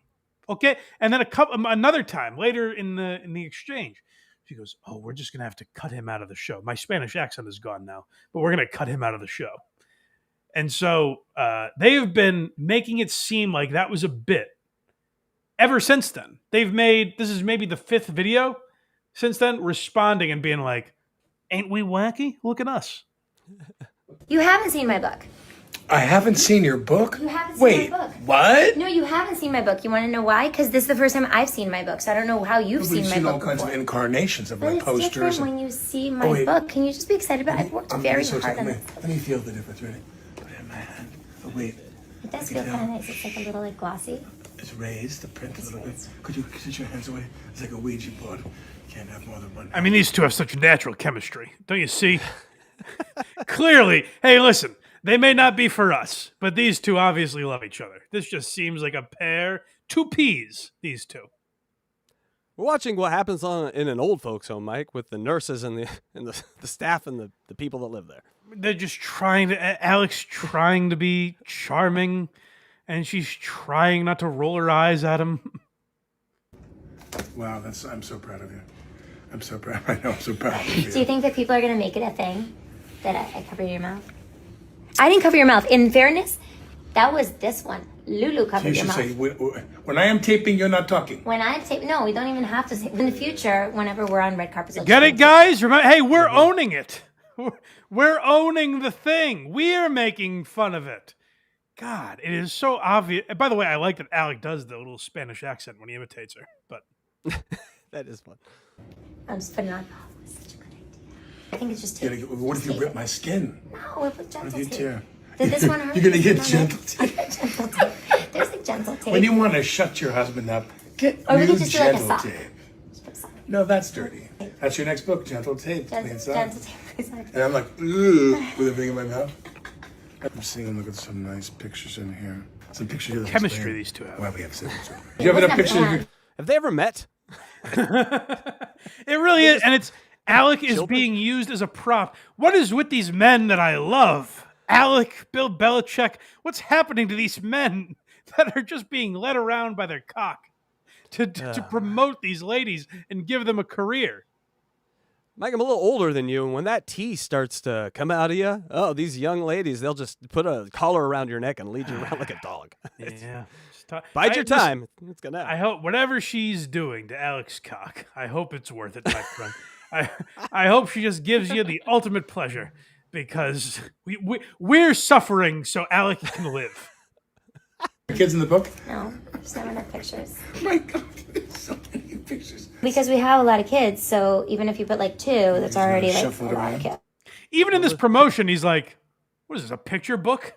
And she's like, no, we have a lot of kids. I have to put pictures of all of them. You can put 1 picture of 7 kids if you needed to, but let's see. Yeah, so that was all for Hilaria. She seems a load of fun. It seems like they're doing well. Go buy the book. Manual not included. Available now. wherever right. books are sold. It'd be unfortunate if you had to listen to her talk a lot, though. Well, her regular voice is all right, but I actually prefer when she's doing the Spanish accent. You know? I agree. Yeah, I agree. Like, But I think Mike should stick to that. Mike hit on something here. I feel like we're all living in Alec Baldwin's refractory period at all times. I know. Every time we see him, he's recovering. You know what I'm saying? He's never sharp. He's exactly. dulled at all times. Exactly. He's just been drained of cum, so he's not in his right mind when we see him. Well, it's Mother's Day. I wasn't trying to say it, but yes, exactly. He looks all ricated out. Yeah. All right. Are we time for the fighter and the kid? Yeah, I guess so. So, Germ sent this to me. I hope I'm not doxing you, Germ, but I'm trying to give everyone proper credit these days. So, Germ sent this to me. Go expose him. Go follow Germ everywhere. But Germ said I'm listening to Fighter and the Kid, and it's a strange dynamic they have now, where Callan just brags about going to the mothership and having these cool experiences, and Brennan's just sitting there like a mope, going like, "Yeah, I don't even want to do that. So like, who even cares? You know? Like, no, it's good. I don't want to go to the mothership. It's no big deal."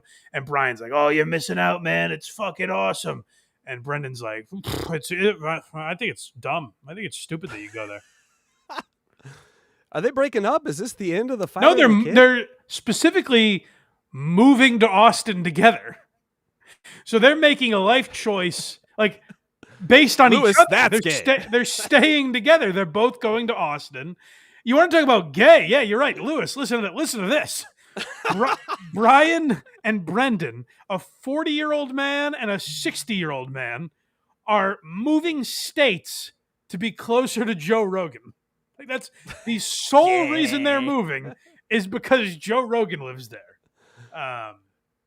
So yeah, they're trying to get into the comedy scene and ingratiate themselves.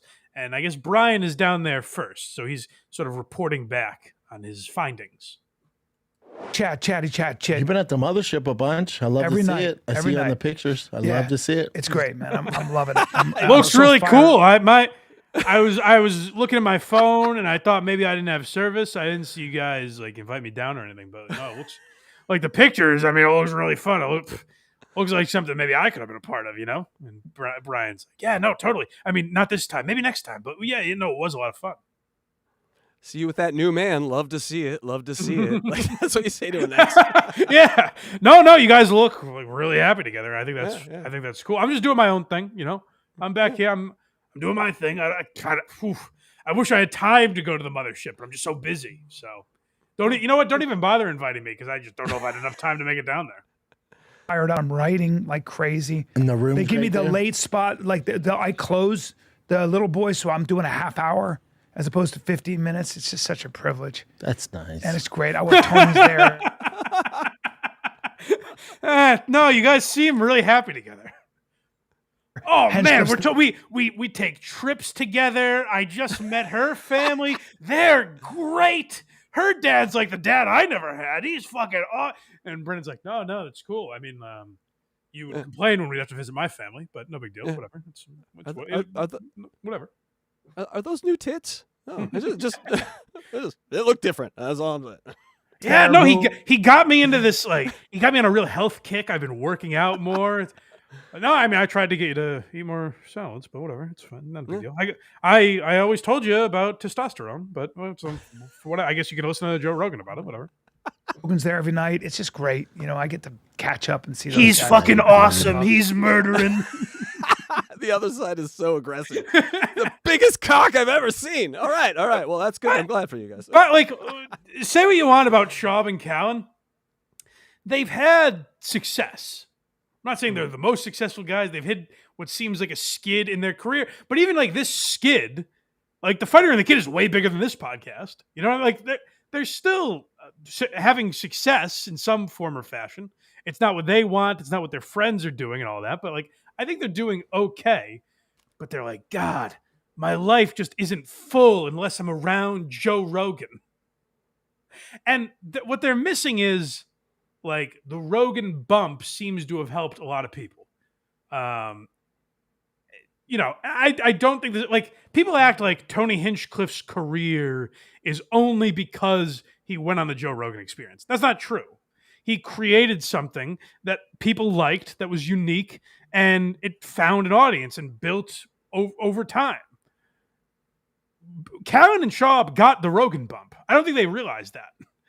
They think that they're going to move to Austin and suddenly people are going to be like, wait, what is this?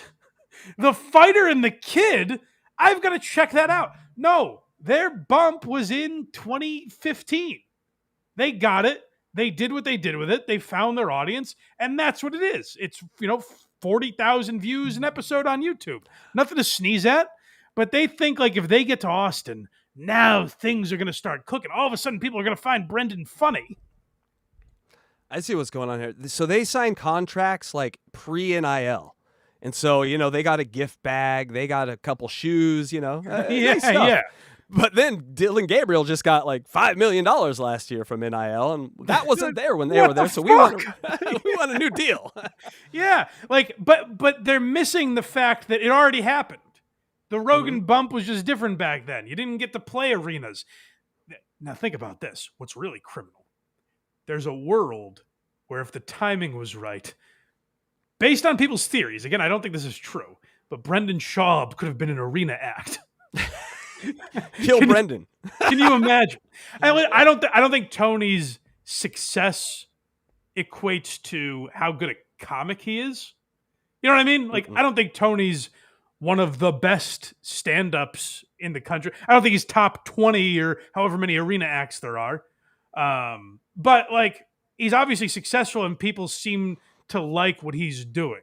I've never agreed with the idea like, oh, if you're one of Rogan's guys, people are just going to blindly buy tickets, even if they think you suck. Like, that's never made sense to me. I think Schaub and Callen are the example that if people don't love you, you're not going to become an arena act. Like, people saw through Schaub, even though he was promoted by Joe Rogan. They think, hey, we're going to be in Austin, and finally our number's going to come back up. We're gonna strike gold for the second time. How come I think Brendan Schaub could sell out at one arena? Like, because of the ghoulishness of all the trolls that want to see him do that. Oh, one arena? Live. Yeah. If he wrote a new hour and was like, I'm only doing one gig. Yeah. And it's at Madison Square Garden or whatever. Mm-hmm. I don't think he'd sell it out, but I think if we all got motivated, right? If PF Chang's on Reddit, if all that crew got if we mobilized and we told everyone, and what we'd have to do is, the homeless cats can't be told what to do. But what I would ask of them is, if that happened, we'd have to tell people like, you got to see this comedy act. And if they're like, why? Don't worry about it. Just come with us, Mm-hmm. Like, we just got to hype it up and make it seem worth it. Yes, one arena, if done properly, I think he could do. So maybe there's something. Maybe that's what'll happen when they move to Austin. Can you go back just a little bit? I want to hear that nice again, where Callen's like, oh man, we played laser tag over at his house. he has all kinds of video games. His mom ordered pizza for us. We got to stay up late. Oh my God. Shaved each other. It was awesome. I close the little boy, so I'm doing a half hour as opposed to 15 minutes. It's just such a privilege. That's nice. And it's great. Tony's there, Hinchcliffe's there, Rogan's there every night. It's just great. I get to catch up and see those guys. Great, dude. Oh man. We played Halo and Call of Duty. It was awesome. We can't play that at your house, Brendan. No, I mean, we don't have to tell my mom what we're playing. If we're in my room, it's not a big deal. Like, we could play Call of Duty if you want. That's where you need to be. That's why you move. All right, the return. There's Brendan is so easy to read. It's tough. Like, I feel bad for him in that way, where he tries to hide that he's like, please stop bragging about the mothership. I can't take it. And you feel bad for the poor bastard. Okay. Yep. I got an idea for us. I know you're in retirement, but I got a little idea for you to jump up on stage and do some For stuff. Finding the Kid Live? No, just for a different thing. But you might have Callan's to make. either a great friend or a sadistic prick. He's either a guy who really is a little delusional and doesn't know what Brendan's stand-up is, and he's like, we got to get you back on stage, buddy. Or he hears what we were just talking about and says, well, we got to milk this asshole. If we bill this as the world's worst comedy show, Gringo Poppy 2, maybe we could get something out of it. Yeah, I'm sorry. Yes.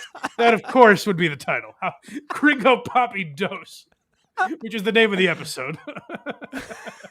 Hear that, Gregor? A couple guest appearances. We'll see, man. It'll be silly and fun, and I promise Let me you, get my beak wet. you'll love it. Get your beak wet a little bit. Just in front with those. I don't think Brendan knows what that phrase means. Either he's demanding a lot of money for this, which would be foolish, or I think he means, let me get my feet wet. Let me get my beak wet is not the phrase. That's like, hey, where's my taste of this? You know? Right. Yeah. Rogan would be saying, let me get my, hey, you guys are performing at my club. Let me get my beak wet here. I need a little taste of this action. Let me get my beak wet does not mean let me put people to sleep with stand-up for 15 minutes at the most popular club in the country. Maybe he's got a beak. Let me get my beak wet. He must mean feet. Let me get my feet wet. Yeah. A little bit. That's all. You know what I'm saying? We'll see, dude. He doesn't seem happy. No, Brendan is like, please stop telling them I'm going to do stand-up. They hate me. They think it sucks. Please stop pumping my tires, Brian. And Brian's like, what if we just got you on stage? This is, again, to go back to our prior analogy. This is, what if you came out with us? I know you're not seeing anyone right now, but she won't mind if you third wheel. Just come to dinner with us. You could talk about the positions you liked. He's like, yeah, I mean, like, I have other dinner plans. I actually have been seeing someone. You don't know her, and I think she's really busy. So she probably can't go. She's from another school. Yeah, she goes to a different school. It's in Canada, but like I'll see if she's around, but she's always doing such cool stuff that I don't think she's gonna have time, you know. So she's always sucking my dick, just how I like it. So we probably can't go to dinner actually, but no, it's cool that you invited me. That's really nice. This one's called The Chopper. Okay, so now this is where I'm getting worried about these two, because if you're writing the Brendan Schaub story, it does seem like he would die in an idiotic way. So, fellas, I hope this is a bit that you're just kidding around about. But now, Brian is bragging about all the cool toys he gets to play with at Rogan's house. Oh man, when I go to Austin, it's so cool. I get to drive a tank, and so he's telling Brendan about all the cool stuff that happens down at Rogan's, and this could end disastrously. So my buddy Shane Steiner, who is just a great guy, and I work out. Oh man, he's so Kennedy's. cool. Yeah. No, I mean, like, it's cool when I hang out with you too, but it's just, it's so fun. Joe brings me down to Shane's house, and it's a fucking blast, man. And he's hitting Boppy where it hurts right now. We work out. We hit the bag together. We hit the heavy bag. Shane's house has a pool. His parents are never home, so we can drink. His best friend. Babysitter's hot. Friend. Shane goes everywhere in a helicopter. He flies that tiny He didn't helicopter? Doesn't drive, Bubba. Oh, wow. Nah, he doesn't That's a drive. flex. It's not just a flex. He'll come and get me at my house, sir. And where's he land? Wherever he wants. In If the there's road? a field, Oh, wow. he'll land right there. And Mr. Cowan, come aboard. Comedy's welcoming you back. Not that other guy. Let him. But, sir, are you sure this isn't just for real stand-ups? Get in. You're one of us now. A rope ladder comes down. Now I have the end scene of the last MASH episode in my head where they're flying away. Brian's flying away and Bobby's down on the ground like, when do I leave Korea? When do I get to leave? We only have room for one of you. and you'll jump in and he'll just take off. And that's legal in Texas? It's sort of legal, but when you're Shane, yeah, I mean, I get you think this guy is a badass, but you know, he's kind of cruising for trouble there. Hopefully the police don't stop him, you know? Like I'm just saying, you're kind of going down a dangerous road, Brian. New girlfriend's got a helicopter. Beat that. You got some friends. You got some friends. And so he just flies his helicopter everywhere. He flies, he doesn't drive. So we had worked out. We had worked out. You'll love this. We'd worked out, and he goes, "You want to get some barbecue?" I go, "Where?" He goes, "Salt Lake." I go, "How far away is that?" And he goes, "Oh no, you can't drive. It's about an hour and 10 minutes, but I'll get there in 7 minutes." And I went, "Huh?" Yeah, Shane's got a teleporter at his house. No big deal. No, we time travel and stuff, but no, it's cool when you have me over to watch TV at your house, Brendan. I guess, but. I'm just saying, well, Shane's got some pretty cool toys. We travel through space and time, but no, what you do is cool too. We saw Cleopatra's tits. Nice. Just hop in, and I hopped in. And does he have like his that video bags and shit in there, like our cars? Yeah, yeah. I mean, is this all all regulation or what? We sure this guy has his license? I might have to call the FAA. This sounds pretty dangerous. You need in his like helicopter Coke cans and shit. And we got up, and in 7 minutes we landed in a field near Terry Black. Right there. It was better than Terry Black's. Right there. Hey, so you keep Terry Black's name out of your fucking mouth, Callan. Now I'm getting like Kevin Brennan. Terry Black's is a delicacy. You son of a bitch.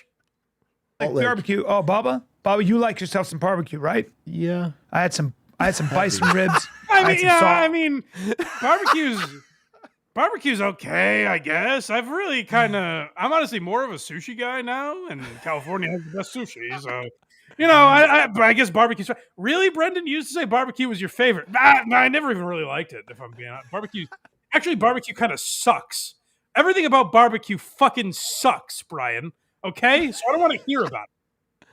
Remember when I used to wear my bikini around the house? Oh, yeah, whatever. That was okay. I do have to say real quick, though, Terry Black's fucking delicious. I don't know how. I don't know if you're getting that. It's Lord Compton's husband, their boyfriend. Oh, so okay. I have to say nice things about it, but it is fantastic.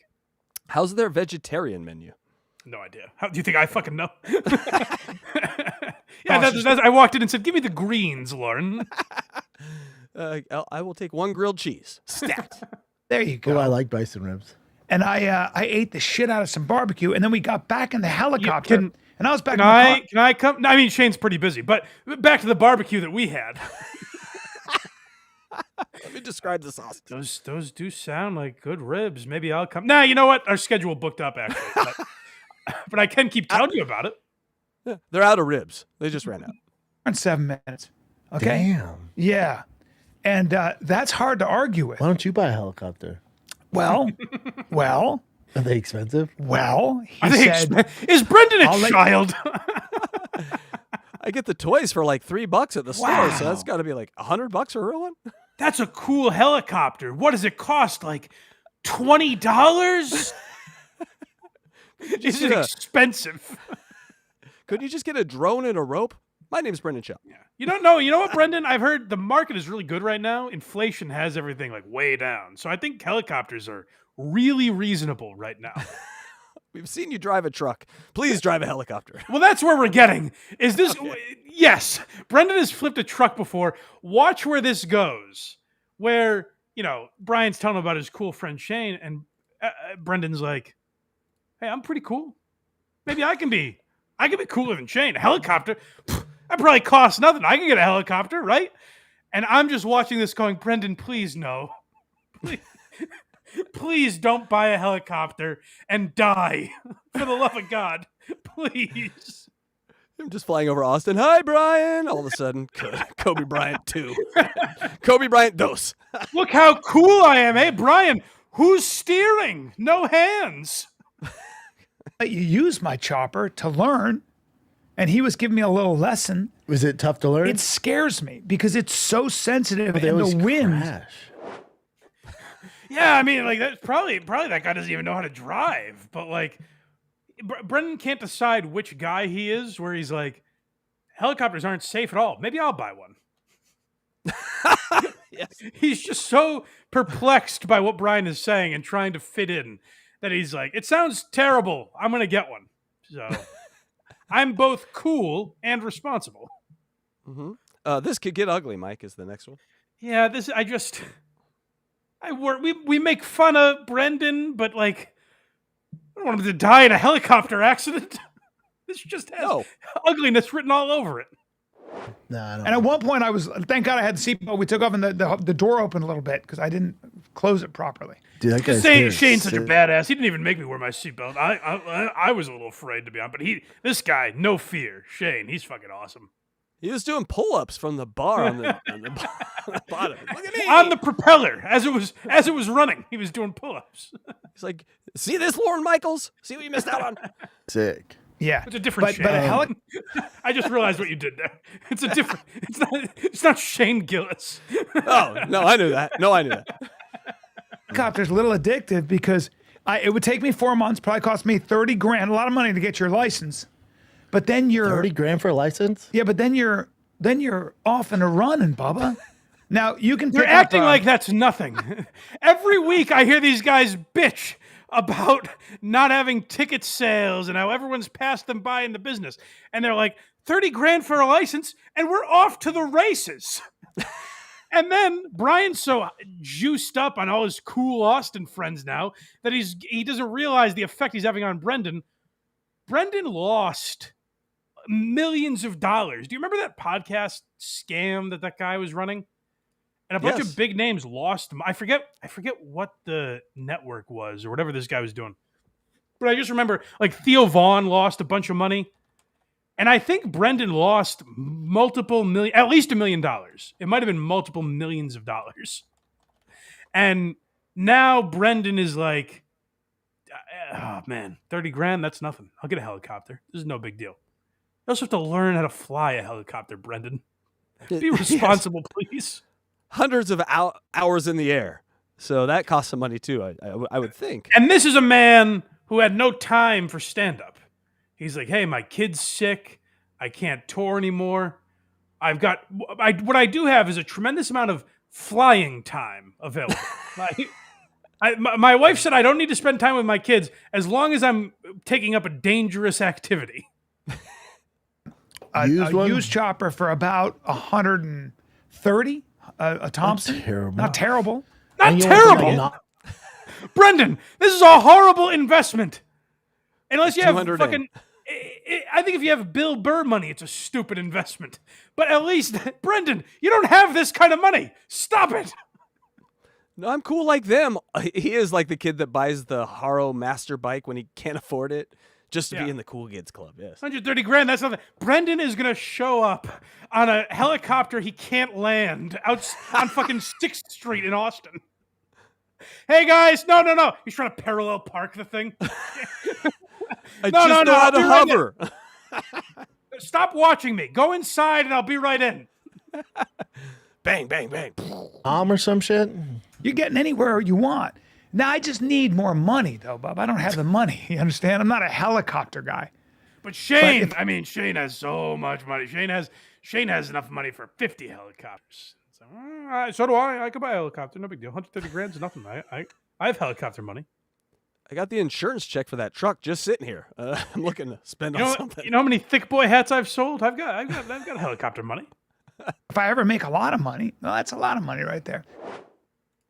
That's the tough thing with these guys is that, like, Callan's in his 60s and he's still and he's had a successful career, by the way. He's been in a bunch of movies. Like, he's still like headlines and tours around the country. I think he does like fairly well. He's not my cup of tea, but I think he does okay in stand up. And he still has this like, one day when I pop, like these aspirations, and they think being in Austin is going to bring them there. I don't understand. The guy we talked about earlier, Nate Bargatze, has proven it doesn't matter where you live. Like, Nate lived in Nashville, and a comedy scene kind of started cultivating there. Brian Regan lives in fucking Nevada. You can have a successful stand-up career. Chad Daniels lives in Minnesota. You can be a successful stand-up and live wherever the fuck you want in the country now. It's not like it used to be. And Brian's like, but if I moved to Austin, I could have helicopter money. Brendan's gold star is this one. Oh yeah, this is a nice little pat on the back from. Wait, this is like what Stuttering John's principal did for John. This is what This is what Brian's doing for Brendan, where it's like, hey buddy, you told a joke. Look at you. Look at you. Who's my little comedian? Dude, look at that little bitch made one for 42 grand. That could be us. Come on. Single seat. No, we'll partner up. That's a single seat? Yeah, we'll partner up. We need 96 though. Brian can sit on your lap. That's what I'm saying. For 40 grand though? Yeah. Now you got to spend. You buy a good one. Yeah, you really don't want a penny pinch on a helicopter. No, you don't want a penny pinch on a helicopter. You don't want a penny pinch on helicopters or tattoos. And maintenance. You know, that's a good joke. Don't look for the best. That's a good joke. I need to steal that. If you guys see that on stage, look at you. Who's a little joke teller? Look at that, Brendan. Mike, hey. He fist bumped him. He put out the fist, and he's like, "That was so good." Someone made a funny. How pandering is this? It was I don't even know that it was supposed to be a joke. By the way, he's just saying a statement. Don't skimp on helicopters or tattoos. But like, at best, it's a mild like, huh? That's so true, Brendan. That's funny. Brian stops the show to be like, "Hey, I know I've been hanging out with all the Austin guys. That doesn't mean I don't think you're funny. Look at you. Who's my funny little guy? Who's just as good a stand-up as anybody?" Listen to how he frames this. This is so insulting to Brendan as a guy who did comedy at one time. Maintenance. You know, that's a good joke. Don't look for the best. That's a good joke. I need to steal that. If you guys see that on stage at the mothership, it belongs to Brennan Schaub, and he's not getting credit. Don't penny pinch on tattoos or helicopters. That's a great joke. Who's going to steal that? You think you're going to see Ron White go up and go, no, two things you don't penny pinch on, tattoos and helicopters. Hey, that's a Schaub original, pal. You get out of here. Next one is called Super Shane, not Gillis. No, it's Shane Steiner that they're talking about, a guy with a helicopter. Yes. It would be much funnier, I guess, if Gillis was driving him around in a helicopter. But yes, let's hear more about Shane, Brian's cool friend that he's been hanging out with. Wow. I would love to get around by helicopter. I would, Bubba. It's so convenient. He flies by my house. I'm with my kids. Dude, it's so Texas. I'm with my kids, and he buzzes my house. My kids were like, ah! He's looking at me like this. What's that? Up in the sky. A cooler friend than Brendan. It's Brendan J. Vincent. Bruce Wayne. He comes right down to the trees. He's like, my wife is like, your friend's out there, and he's like, you what there, doing, citizen? I'm here to save you from the fighter and the kid. Get in. And that field, if you're ever late, we'll just go. I was like, what? Wow. And he goes, Rogan's like a half mile away from you. He lives an hour and a half away. It takes him 15. Oh, it's probably cheap out there. He owns and then four, he owns 4 helicopters. What is? So he owns... Yeah, because he spent all his money. What's cheap? He's not even saying real thoughts anymore. What's cheap? Everything must be cheap. He lives in Texas. I think yes, having a helicopter in Texas is it's like $40 in Texas. Out here, it's $130 grand. But. The air is much cheaper in Texas to fly. Yeah. He lives between an hour and an hour 45 in traffic. He gets to me in okay, right there. minutes. It's very subtle. Go back a little bit. I don't think Brendan understood what Brian was saying. I think Brendan thought that there was a jam up in the sky. No, he didn't. And all the helicopters are backed up on I-90. Please. Well, I mean, listen carefully. Maybe I'm nitpicking, but I believe I'm right here. Helicopters. So he owns... Yeah, because he spent all his money on helicopters. He lives between an hour and an hour 45 in traffic. He gets to me. Am I wrong?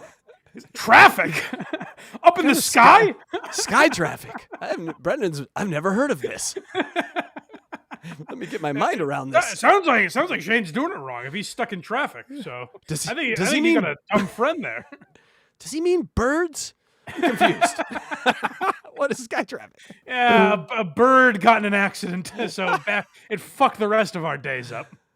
Wait, do planes fly at the same height as helicopters? What is good? That's how cheap helicopters are in Texas. That there's just a log jam.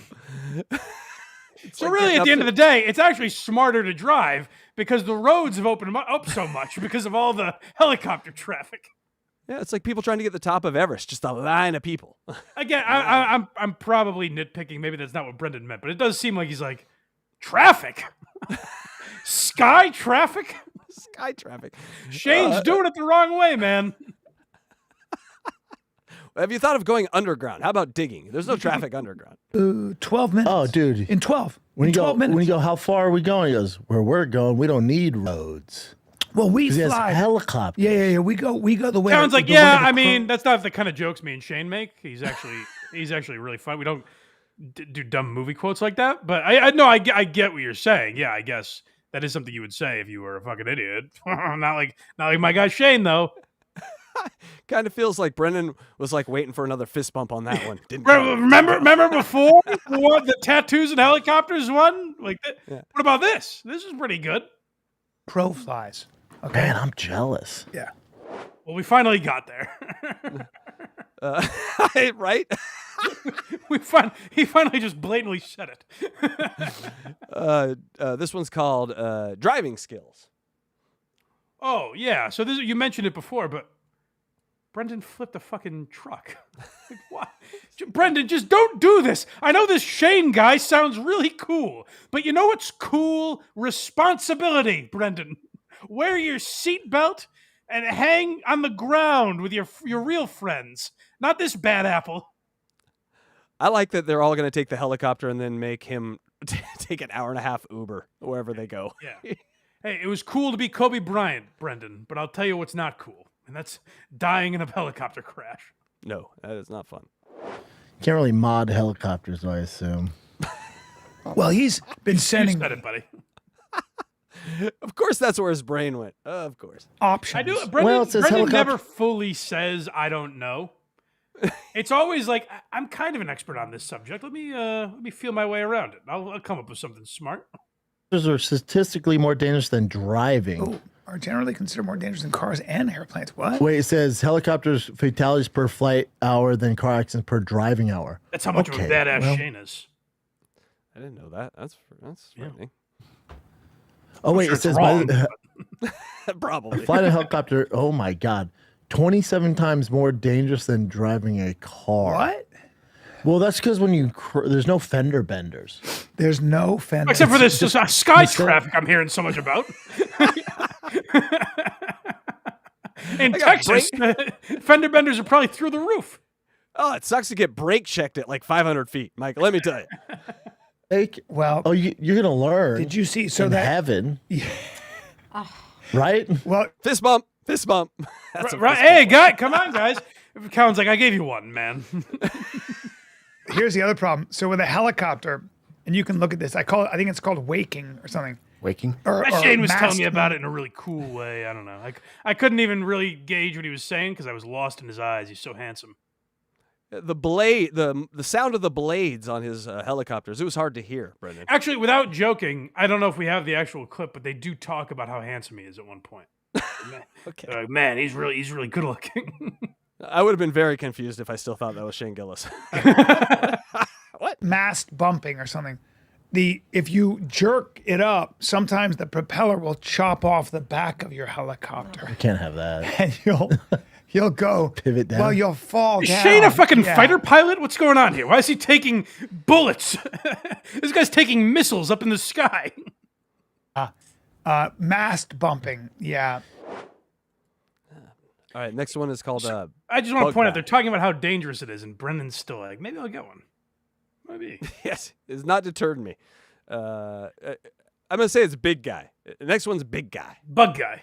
Ah, it is bug guy. I didn't know. I took a guess. God damn it, So, bug guy. I mean, you guys heard how cool Shane was. Let's not forget. He's a pretty cool guy back in Los Angeles that people have forgotten about. Oh, you thank know? you, Mike. No, not you, my friend. You're a pretty cool guy, as we talked about. But, I mean, are you afraid of bugs? Definitely afraid of. That's why I have cats. They Well, eat that's all why my you're a bugs. pussy and Brennan Schaub isn't. Damn it. We're about to hear a really cool dude that's coming to Austin and gonna win everybody's hearts back. Cool. Walk right. Oh, dude, how about my father-in-law was at the house. Joe's been out there, so they're living at our new house right now. Yeah. He goes, "You gotta be careful when you come out here. We have to get a bug guy exterminator." He's in the garage, pulled a piece of wood back, scorpion and black widow. Oh, that's right. Both of them together. Oh, that's right. A lot of scorpions, rattlers, but it'll be fine. No, there's First of rattlers all, out is there. that Let's- true? That there's Yes. just scorpions and black widow spiders in people's homes? Yes, but also in L.A. We have black widows here too, so we don't have scorpions as much. That actually is terrifying, but all right. It is. Yeah. Don't even let me tell you about the fucking spiders in Oregon, man. I went up there to take care of my dad. There was a spider bigger than my hand up there. So Jesus Christ. yeah, spiders suck. Too worried about the rattlers, but scorpion and fucking black widow. Scorpions suck. We just gotta get. I a don't bug know guy. how deadly the scorpion is. They're not, but they fucking Jen, I'm hurt. gonna send you a picture. I looked it up. They can be, but so Brennan's just talking out of his ass. They can be, not always. They're not always fatal, but they can be deadly, and black widows are as well. So Brennan's just like, don't worry about them. I send my kids to go get them. It's no big deal. We eat them. Yeah. Right. How about yesterday at Billy? She's on the ground playing. We put her hair in a ponytail. First time ponytail, looking cute as fuck. But her hair's in a ponytail, and Joan goes, "What the fuck's on her neck?" I'm like, "What?" There's like a black dot. I look, it's a tick. Oh my A God. fucking fat tick. That's a problem. That's a problem. Yeah, pulled it out though. Did you? Oh, in a day's work, no big deal. Is there more? Is there more to that? Because he goes on to explain. When you say it was on her neck, like it was crawling or it was in it? Like it It was just about to insert the fangs. Ooh. We pulled Would him you right know before. that? I'm gonna get you. The tick is doing a bad scene in a horror movie where it's like, well, Brendan Schaub's daughter, I've got you right where I want you. It's giving a long speech.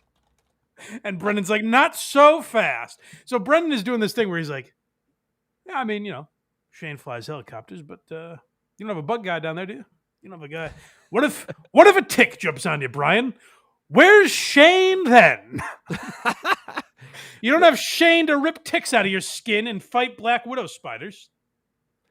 The fact that he's just as much an entomologist as he is a comedian is kind of funny. He's equal to both. I like the idea. He's like, the tick was right. It was opening its chompers. It's like, how would you know that? And you're not supposed to take a tick out if they're already in. So he got there right before it goes in. Right in There's the a nick of certain- time. Yeah, if you try to pull a tick out- Helicopter-like speed, you might say. It was. With the same sort of result. 27 times the car wreck. Yeah.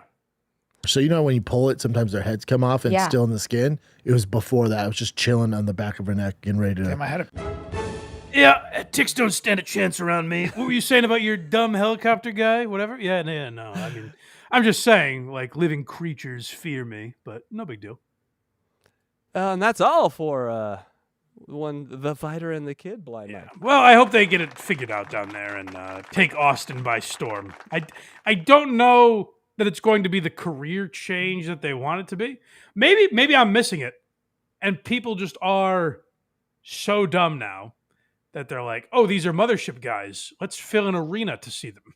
Maybe that's happening, but I don't think so. I think you have to have some product to give them that they actually want to see. I think they need to do like the American Idol tour where it's like 10 comedians that you wouldn't see on their own, but all together, throwing a Tom Myers, Schaub, Dat Cowan, Fan. Dalia, Dat Fan. Yeah. Yeah. That's, an event. That's something, yeah. All right, let's see if we have any super chats here. I'm not sure if we do. No, just that Why- really why terrible say it? one. No one cares about us, Casey Day says. We're no Shane Steiner. No, everyone cares. They're just so enthralled that they're just listening. Well, we need helicopter money, guys. So hit up those super chats. But what are we talking about now? Well, Mike, I think it's time we go to the theater if you're up for it. All right, let's go to the theater. All right, let me grab the because God knows this is speaking of comedy chops. Speaking of pure comedy chops. This guy, I would convince enough people to fill an arena for GD Fenderson. But I don't know if you guys remember. It's been a long time since we've discussed, maybe a year or more, since we talked about GD Fenderson's comedy special, and I've not gotten all the way through it. So last we left you, we were about we've gotten about 45 minutes into this thing, give or take. And I've always kind of assumed, so it's 2 hours long on YouTube. And I've always assumed it's just a weird upload. I don't skip ahead because I don't want to spoil it for myself. But I always assumed it's just a weird upload where maybe he does. It's like, you ever see these things on YouTube? Like, you might see it with old Howard Stern stuff, where it says like 48 minutes, but it's actually the same segment twice for some reason. Yes. I thought it was something dumb like that. But so I skipped ahead a little bit. I shouldn't say skipped ahead. I watched it and Did you see decided the end? we're not playing this. I haven't seen the end yet. No. Oh, Why have you? Oh yes, the end it's so worth getting to the end, Mike. Is it a full 2 hours? It is. We have an hour and 11, so we're not getting to the end. Oh, but we're you nowhere have to- close. Yeah. Yeah, no, you have to get to the end of this because I'm just gonna say it. He pulls out a guitar and sings a song. Oh God. And it is fucking. It'd be great if it was like Amazing. masterful. Like it brings a tear to our eye. We're like, that was No, beautiful. it's not. That was beautiful. It is not. All right. So we're starting what, about 56 minutes into GD's special? Correct. We start with him going into a new bit about Yeah. his looks, I believe. So I skipped a little bit just to see like what it's like an hour in. This is the same audience has sat here for now a full hour of comedy. And we're entering this. We're entering the second hour. And another thing you should remember, if you weren't here for the last time we watched GD, he has little subtitles that enhance the jokes. So keep an eye out for those, Casey. I will be reading those, Mike, and they do not enhance anything. But here we go. Oh no, I think they make it a lot funnier. Oh no, yes, for us. But yeah. as far as creatively, I don't understand it. Here we go. I was an ugly child. All right, I'm in. And because of that, all right, yeah. My mother used to say, beauty is on the inside. Ugly is to the bone. If you're beautiful on the inside. A real Stephen Wright delivery here. It is. It's taken a while for him to get this out. It will eventually come out. That's what parents say to ugly children. Okay, the audience is hanging in there. I don't know if it's true. I hope it's true. I hope it's true. And if it were true, instead of people saying, Jennifer Lopez, check out that ass, they'd say something like, I bet you Jennifer Lopez has a beautiful soul to go with that ass. Why would you pick a notoriously rotten human to deal with? Like everyone says she's a nightmare. Why would you choose that person? We got a tag here. J-Lo Jack to track that back. What does that mean? I don't know. I'm amazed I read it right, but that is what it says. J-Lo track. J-Lo Jack. J-Lo Jack. Yeah, to track that back. So you're jerking off to her? I guess to her back. J-Lo Jack to track that back. Boy, that's confusing. It is so confusing. It rhymes, though. I like the idea of having a bad joke and then putting in subtitles that really confuse the shit out of you.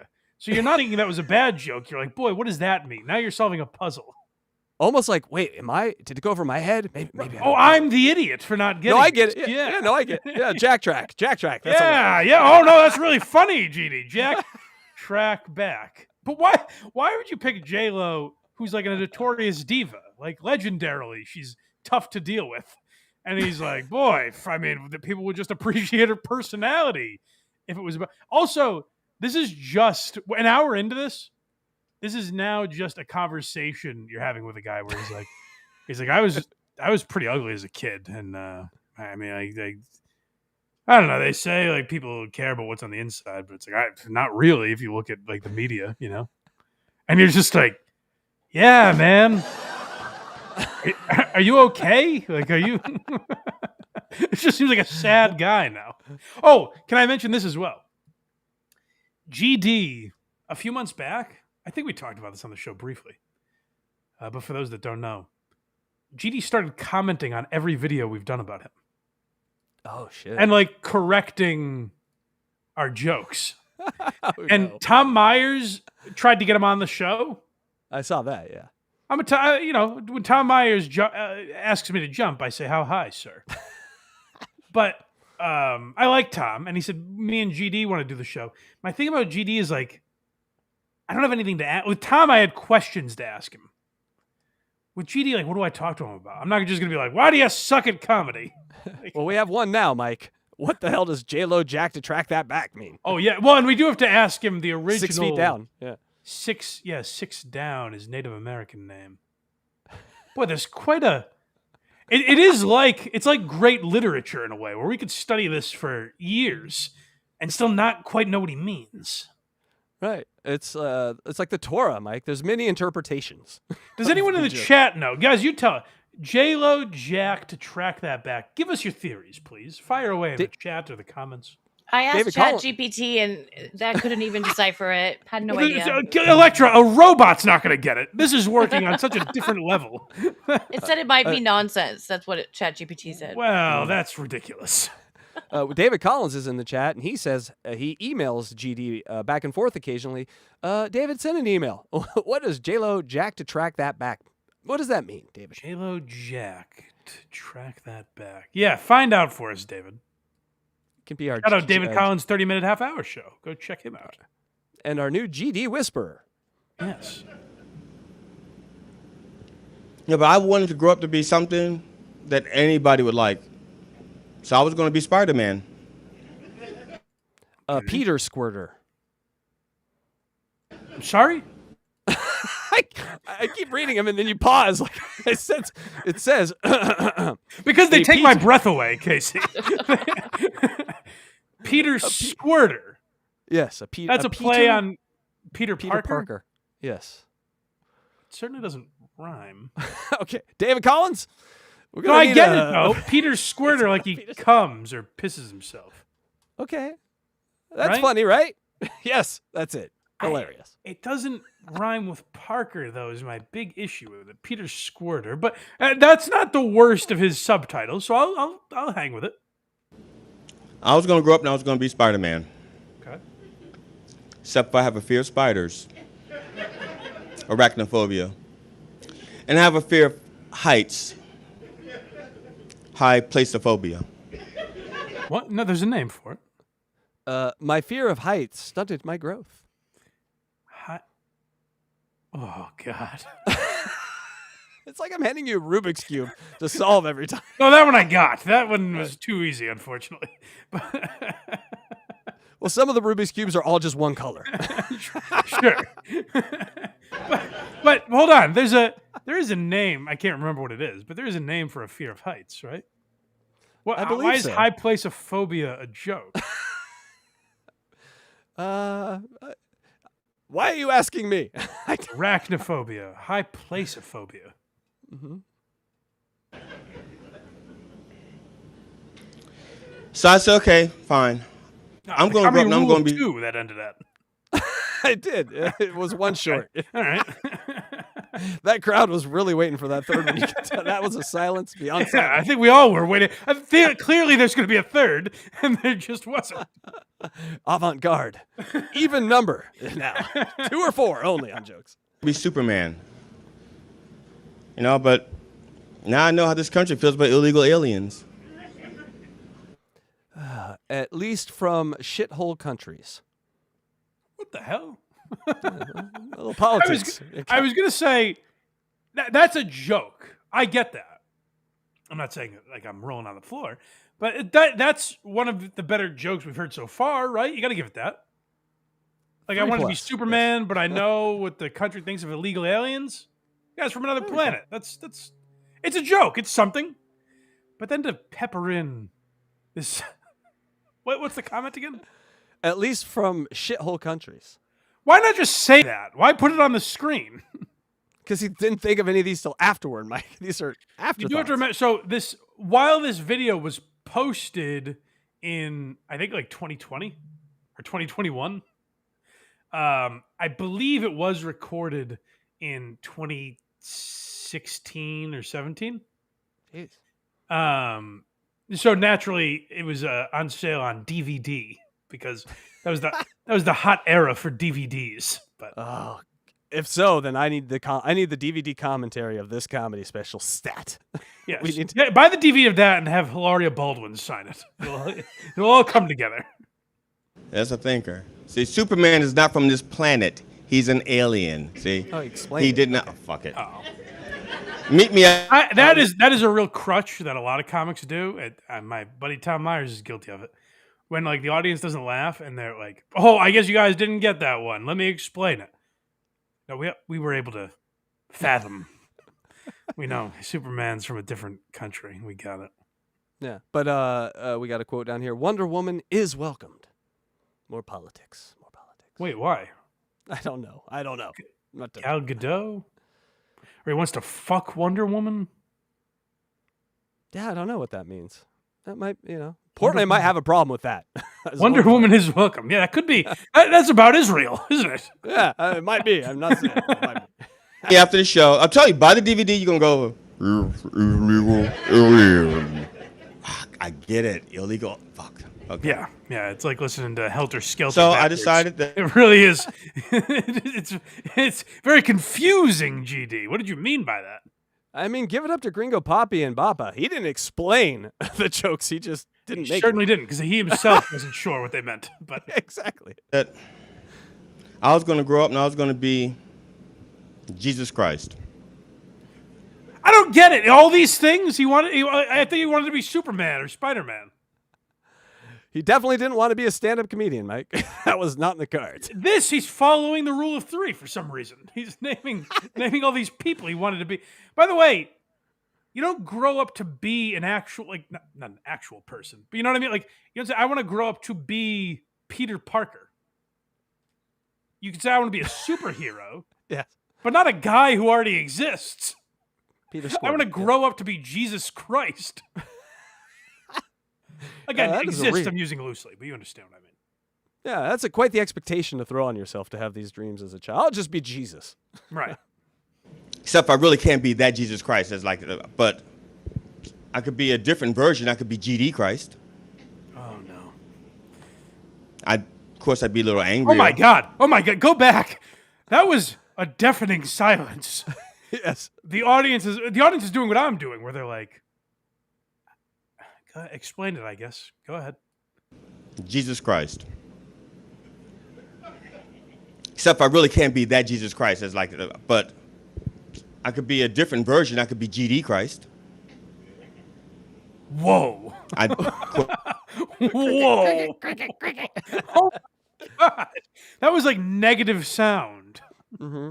There's that room you can go into where they have it all baffled, where you hear nothing but your own heartbeat. I heard my own heartbeat in that room, Mike. I could be GD. All right, let's hear why he could be GD Christ and how zany GD Christ is going to be compared to Jesus. Of course, I'd be a little angrier, a little more militant. But I thought I'd be a really good Christ. Is he aware Christ is not an occupation? No, it's a leader of men. I am applying to be Christ. Now, you may not like my methods, but I do believe I'm Christ-like. Just likes wine, Mike, and he's like, this is a cheap way to do it. Just become a Christ. The end. Boy, this is a long way to go. I mean, I get maybe it's absurdist. Maybe it's not meant to be realistic, but we're on some Tim and Eric shit right here. Yep. Yeah. Oh, goddamn. What is he even saying here? Are you grounded? There could be lightning. Are you grounded? There could be light. Because he might get struck from heaven because he's sacrilegiously. Oh, yeah. I thought he was confusing Jesus for like Zeus. Zeus. It's like thunderbolts come out of his fingertips. Jesus and his goddamn thunderbolts. That would have been an amazing movie. Oh, okay. Jesus and the Thunderbolts. Watch out there. Hey, look out. This guy, he's not religious. Watch out if he walks into a church. All right, now he's doing the Jesus on a cross with his arms, and underneath it says, "Is God laughing?" It's getting a laugh. Some people are laughing there. I think when you're being tortured for that amount of time, like, let's not forget they've been here for over an hour at this point. Only Jesus was tortured more than these people, Mike. And there was probably an opener. Let's not forget that. There was probably an opening act before this. So God knows how long these people have been here. So then you start to kind of, empathize with your captors and fall in love with them in a way. The scourging of the GD crowd is what they call this episode. Yes. And now it says, it's okay, I'm, 9% Jew is what it says. It's okay, I'm 9% Jew. We just got a theme today. Gee, Dave Portnoy is not going to like this. 9%. Oh, no, you guys fucked up now. Oh, no, you really fucked up. You have no idea who no, I have an army. I have a devoted following. Hey, Judas. Army of one less. Wait. No, you don't get off that easy. We gotta dissect these. Army of one less. Why? Well, He's saying GD Christ is going to be different than Jesus Christ, right? Yes. So he's about to explain. He's about to explain why he won't get crucified. Why is the army one less? What does that mean? If I'm going to take a guess, it's because he just mentioned Judas. And then Judas was the betrayer, so his army has just got a right. But that was true of Jesus. That's where right. That story comes from. Right, but he's more militant. I don't know. More militant. That was Jesus' problem. I've always said that's my big gripe with Jesus. Is he wasn't militant enough. Jesus with an M16 would have been my Jesus. My type of Jesus. This. He what? For how much? Oh, this is like watching Bob Newhart. 30 pieces of silver, Judas? A sort of cardigan? I'm not sure what you mean, Mr. Lincoln. This really is. I mean, this is the golden era of comedy. He's his own straight man, much like Newhart himself. Me for 30 pieces of silver? How about I give you 50 pieces and you just blow me? Below Sana, Hey Sana. What? Below Sana, SANNA, below Sana, Hey Sana. Is that a Bible reference, maybe? Maybe. Yeah. This is for a much smarter crowd than us, obviously. We're too stupid to understand this. But I just don't know the reference, unfortunately. Hosanna. So, Hosanna, I guess, is a biblical word. So it might blow Zana, Hey Zana. Okay. I'm trying. All right. That's something. Stop I will saying say that. It's creeping me out. You can tell it's a deep bit because the punchline was blow me. I go, okay. I'm getting some actual help in the chat here. Thank you. Hosanna is a Hebrew word meaning save us. We beseech thee, or please save us. Mm-hmm. So he's doing topical humor, Mike. Yes, he certainly is. What? Don't tell me to... Screw you. Don't tell me be meek. I know what I said. I was there. I was at that wedding. I was tore up. They kept bringing me water, and every time they bring me a glass of water, bam, another cup of wine. God, it shows you what a skill Bob Newhart had when he was doing those bits. You know what I mean? I'm not saying all of Newhart's stuff holds up perfectly, but you can at least watch it and appreciate what he was doing. This was much more recently. This was within the last decade, and it does not. I mean, hold up's the wrong word. It doesn't just equate to anything a human should be doing. So he's talking about wine, and the line underneath is Monashuitz. Monashuitz. Yes. Let me chew on this for a second. Monashuitz. I know Manischewitz. Yes, I think that's what it's supposed to be. But I get it. Again, I get that. Rewind. I wasn't fully listening. We got to hear that again. God damn it. But I said, I was there. I was at that wedding. I was tore up. They kept bringing me water, and every time they bring me a glass of water, bam, another cup of wine. No. Is that where it says it right there? Yes. A Manischewitz. Shevitz, I think, is how it's pronounced now. People are telling me in the. Oh, it just says Manischewitz? Yeah, but I don't know if that's. No, he spelled it differently, though. He put a hyphen in there, and it's. He's trying to say he's doing a pun, but we don't know what the pun is. Manischewitz is the wine. But why is it Manischewitz? Maybe because of the name. It sounds. I don't know, Mike. I'm gonna have to just run away on this one. I have no idea. Okay. Chat, do you know what this is?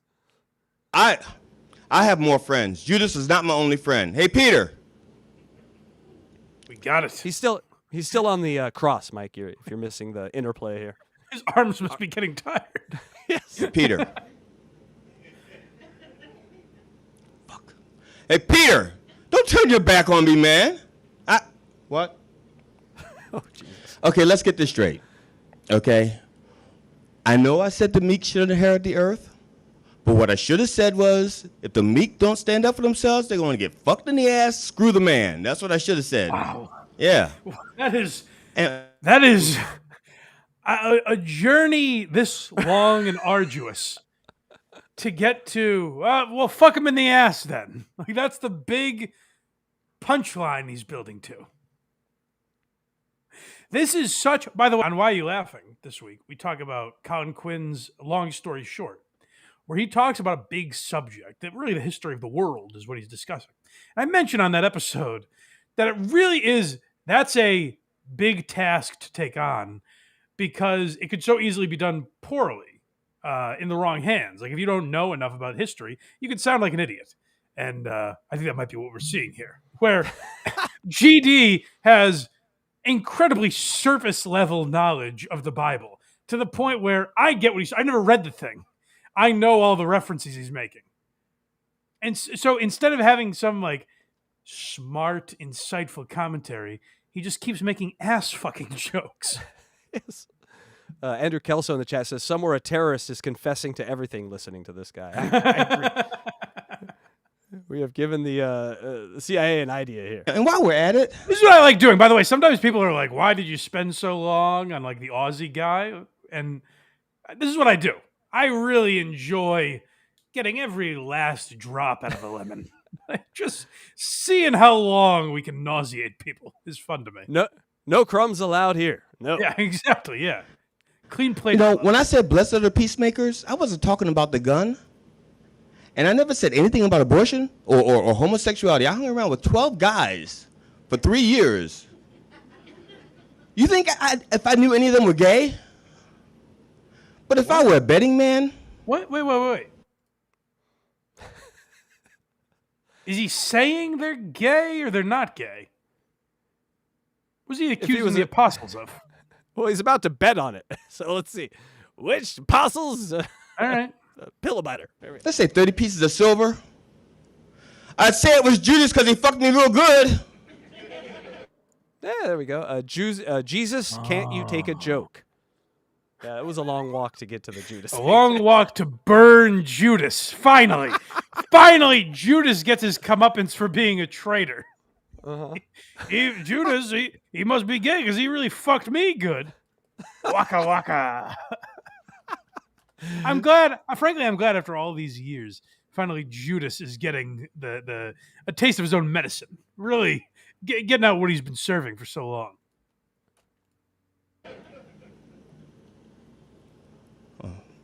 What? No. Pauses. If you want to honor me, I never heard silence like this in a comedy special. If you put all the pauses together in this special, it would be an hour and a half long of just silence. That might be worth doing. What's impressive to me, if I can give GD a compliment here, it is in a way balls I don't have. I love stand-up, like stand-up. I just don't think I'd be good enough at it to warrant doing it. So I've never really given it the college try. So what GD's doing here is respectable and impressive in a way. Like that takes guts to get up on stage and do this. What I'm puzzled by is listening to this back and not just uploading it to YouTube, but calling it a comedy, giving it a title and calling it a comedy special. This is really special what we have here. Like that's always the amazing part to me is hearing this and not going like, fuck, I saw. It's actually a level of delusion I kind of envy because I'm very self-critical to the point where like it paralyzes me from doing things at certain times. But the antithesis of that is GD, where he's like, this is really something. Finally, all my hard work has paid off. I mean, it is the reason that you fear doing comedy. Right. This is the reason. Yeah, exactly. if you want to honor me, give clothing to the poor,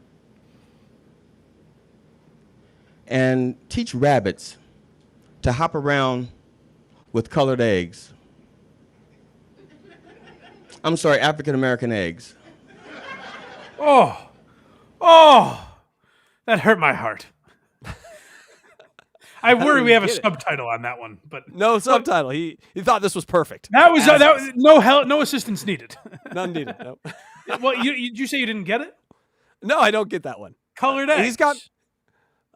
Oh, Jesus Christ. The eggs are colored, or as we say now, African American.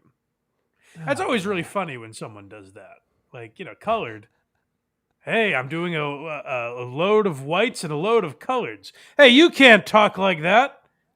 It's always very funny because people are really kind of making just social commentary, really, about the difference between races and language and political correctness. So I like that one. Mike, we have an hour and 11 minutes. How much time do you think that we've gone through at this point? What do you mean we have an hour and 11 minutes? What does that mean? So the tape is an hour and 11 minutes. Oh, we're at. Yeah, what are we at in the hour and 11? No, because the tape is 2 hours, isn't it? Right, but we already did the first hour. So on what we have left. Oh, I see what you're saying. I got you. We have an hour and 11. How much time have we put into this? It blew my mind when I saw that. 4 minutes and 40 seconds. No, you're kidding me. I swear to done. God, because you asked that, I went low. I went like really low to kind of fuck you on the. I was like, oh, we've probably done 10 or 15 minutes. 4 minutes and 40 seconds. Oh my God, that was my low ball number. Was 6 minutes. Mary. No, the other Mary. No, the other Mary. Were there a bunch of Marys in the Bible? I know the big one. Mary I know Magdalene. the mom and the whore. Those are the two Marys I know. Mary Magdalene. Yeah. Me, H. Christ. I have to. Me, H. Christ, Mike. That's a good one. Oh. Me, H. Is he laughing now? Is the under? And Now he's got a Jesus. guy, if a guy was doing this at like a dinner party, you'd be like, that's okay, and just looking for the. How do I get out of this conversation? Who can I pawn him off on? Yeah. It is wild to get on stage and be like, this is part of my special. This special is so good. This is going to be part of the second hour. If people are starting to fade, this is going to pick them back up. Mags. Hey, boo. What's up, girl? You still mad? What? Fuck. Yeah, last week was her birthday, and I went fishing with the guys and forgot all about it. You're going to have... What is this? What happened? Mike, you're going to like this one. Apostles be fishing like... ... All right, that one does get me. You know me well. He knows me well. That one does get me. Apostles be fishing like. Doesn't make any fucking sense, but it got me. I like it. You have to forgive me. What are we doing? Why are we still on this? The bit was, if you remember, if I can bring you all back. I don't remember my name at this point. He's lost. It was, hey, when I was a kid, I wanted to be Spider-Man. And he spent like 30 seconds on that. And then he's like, I wanted to be Superman. And it's like, you wanted to be both? I don't get that. But he spent like 12 seconds on that. And then he goes, I wanted to be Jesus Christ. And it's like, okay, this is a bit of a left turn, but I'm with you. And this has been minutes. This has been, it has to be, right? Multiple. I know we've only been watching this for 40 seconds, apparently. But this has to be multiple minutes it's taken up of him doing this bit where he's GD Christ. But it's the plot of the Bible. It's a very famous plot, and this is how it all plays out. But he's just talking as himself, I guess. Me H. Christ is in the running for the title of this show too, by the way. Me H. Christ. That's not bad. That's not bad. That might have to be it. Me H. Christ. But he's GD Christ, so it doesn't even work. It doesn't. It's not GH Christ. That's why it works, because it never works. Until you do. I guess it's going to be a while then. Now, being a GD Christ. The arm's down, Mike. I think we're out of the bit. Oh, that's how you know. I'm surprised there wasn't an applause break. And scene. I think everyone is unconscious at this point. If I were GD Christ, it might look a little something like this. And he just hangs his arms out. That's exactly his Jesus impression. That's exactly what he did, Mike. Comedian. I have to work the room. Uh-oh. Crowd work. Crowd work No. time.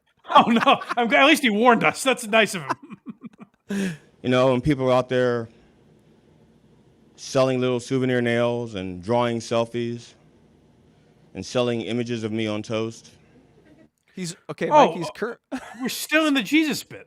He is still in the Jesus. And he's now reading his hand. And there's a line underneath that says, "Sorry, Matzo."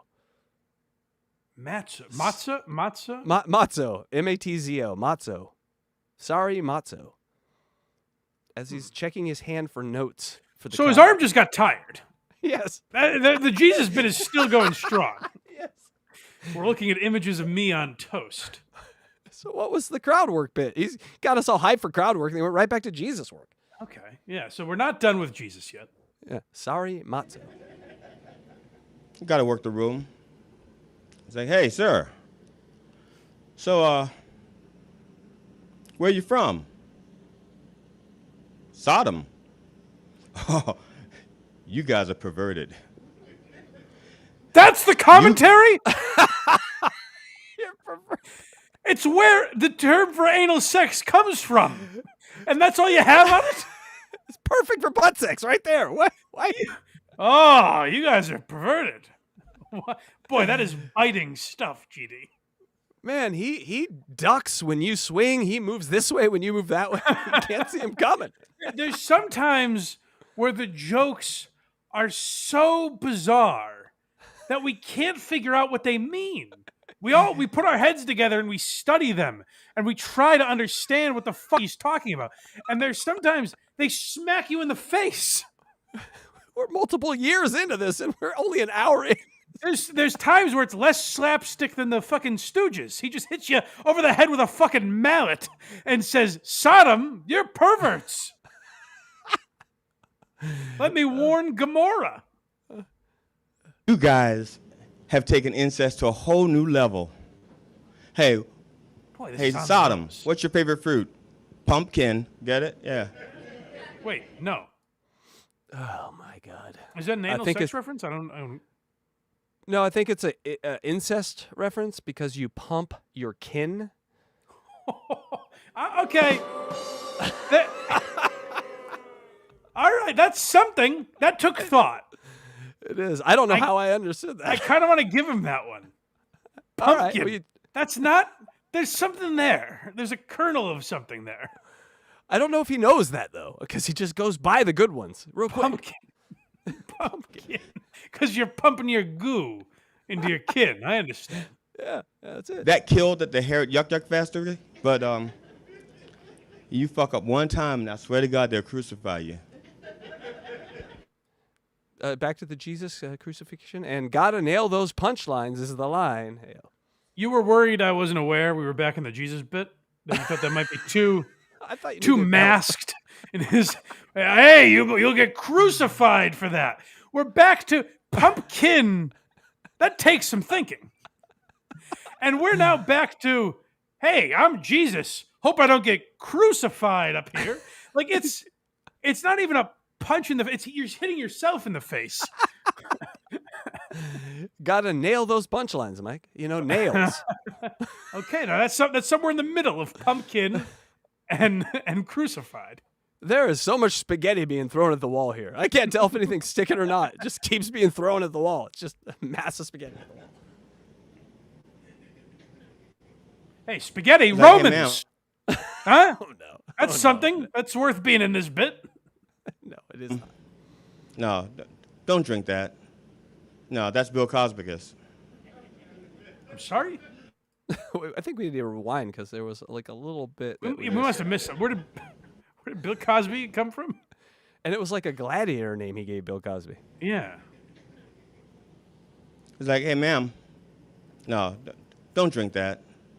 No, Go that's back a little Bill Cosby. further. I went back. Go back a little further.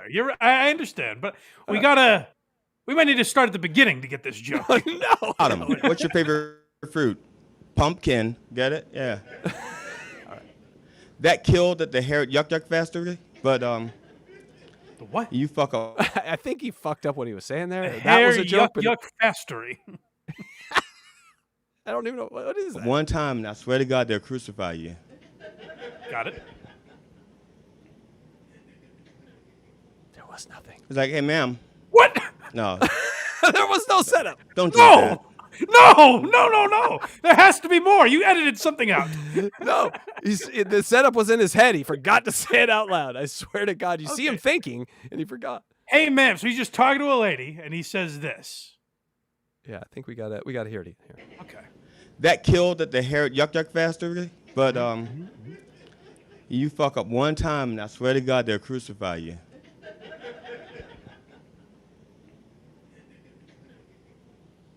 It's like, hey, ma'am. No, don't drink that. No, that's Bill Cosby's. Maybe he explains. Hold on. You will wake up groggy with a dark, mysterious figure standing over your bed saying, I'm an angel of the Lord. Isn't that right, Mom? I'm sorry, Joseph. I thought you knew.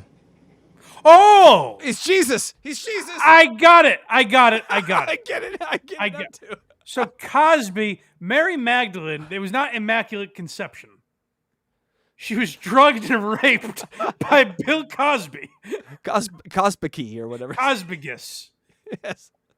You know what? I'm on board. Oh, no. All right, Jesus, GD, got you. I'm willing to go for this ride with you.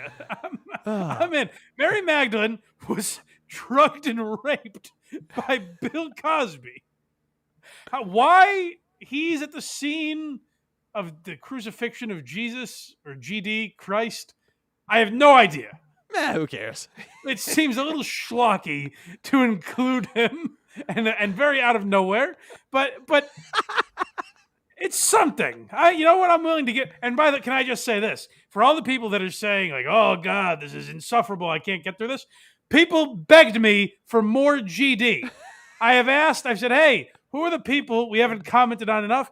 And resoundingly, GD Fenderson. Give me GD Fenderson. So this is what you begged for, people. I hope you're drinking it up. They are, Mike. They're loving the confusion as much as we are. I rewinded a little just so we could get the context. And then there is another quote underneath that I need to read. Saying, I'm an angel of the Lord. Isn't that right, Mom? I'm sorry, Joseph. I thought you knew. Is he laughing yet? Is he laughing? Maybe Jesus? I think he's talking. He's having a conversation. Jesus. I know, but he's also third party here, having a conversation with Jesus about the show.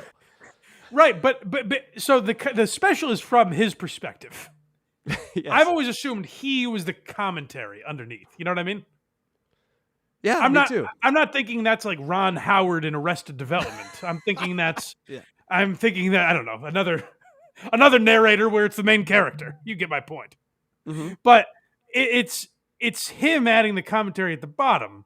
So is he laughing yet? Would mean is Bill Cosby laughing? I think it's Jesus. I think he's still having the conversation with I Jesus. will because say he's like, this. No, sorry, finish. Go ahead. Well, because these bottom words have been a conversation with Jesus, like, oh, Jesus, don't get mad at me because I said I'm you, Jesus. And then is Jesus laughing yet? Oh, like, Jesus, the real Jesus. The real Jesus. He's talking I'm to Jesus. sorry. That makes sense. That makes perfect Well, it doesn't. sense. It makes no sense. That makes perfect sense is what that makes. Yeah. So I just want to say this, that the excitement I felt when I understood a GD joke, for all of you wondering why we do this, there's so many jokes that have puzzled us. 6 Down, the one earlier, what was that? I can't even remember, but yes, they all puzzle me. This one puzzled me. They're very, but when I realized Bill Cosby was drugging and raping Mary Magdalene, the joy you feel, like it feels like you really accomplished something. So that, I think, is the beauty and intent of GD's special, is to not just make you think, but make you feel. And now I'm starting to get it. I'm thinking he's not talking about Mary Magdalene. I'm thinking he's talking about the Mother Mary, and that Jesus was actually born of a Cosby. I think that's the joke. You know what I'm saying? Oh. Like, not Mary Magdalene. I think you're right. He drugged Mary, got her pregnant, and everyone's like, oh, it's a miracle birth. But meanwhile, it's a Cosby. Oh, and then I just fucked up the names. I thought Mary Magdalene I thought it was the same lady. Okay, all right. Yeah, we're on the same page. Yeah. Okay, cool. And of course, there's going to be people heckling him, me. Now, the difference between me and the real Jesus is that when he heckled Jesus, he said, Father, we've all accepted that he's substitute Jesus. Yeah. Forgive them. They know not what they do. Me, GD Christ, I'm going to talk about your mama. Who's mama? You going to heckle me? He's back on the cross, Mike. arms rested up. I don't remember. Again, I'm not well versed on the issue. I'm not a religious man. Was there a lot of downtime for Jesus where they're like, all right, shake your arms out? Yeah. Now, look, they already drew a dick on my face. You think I give a shit about you? What? I said about you, not about the J word. Not about you. I said about you. Now, what does that mean? Just landmine. Is he allowed to that? Is he allowed to go to Philly and post that on the Barstool bar? Like, what, is that offensive? I don't know what I'm supposed to feel. I don't think it's offensive. I think he's just playing off the thing that you rhymes with Jew. Isn't it funny? Oh, did he say you and it sounded like Jew? I said about you, not about Jew. So someone misheard him saying about you and thought he said. I didn't hear him say you. Go back. I'm gonna hear this again. I'm sorry, people. By the way, I have to go. I have to see the in-laws, and I'm considering staying here until we get out of this Jesus bit. So you're either gonna have to go without me, sweetheart. I don't know how much longer this can last.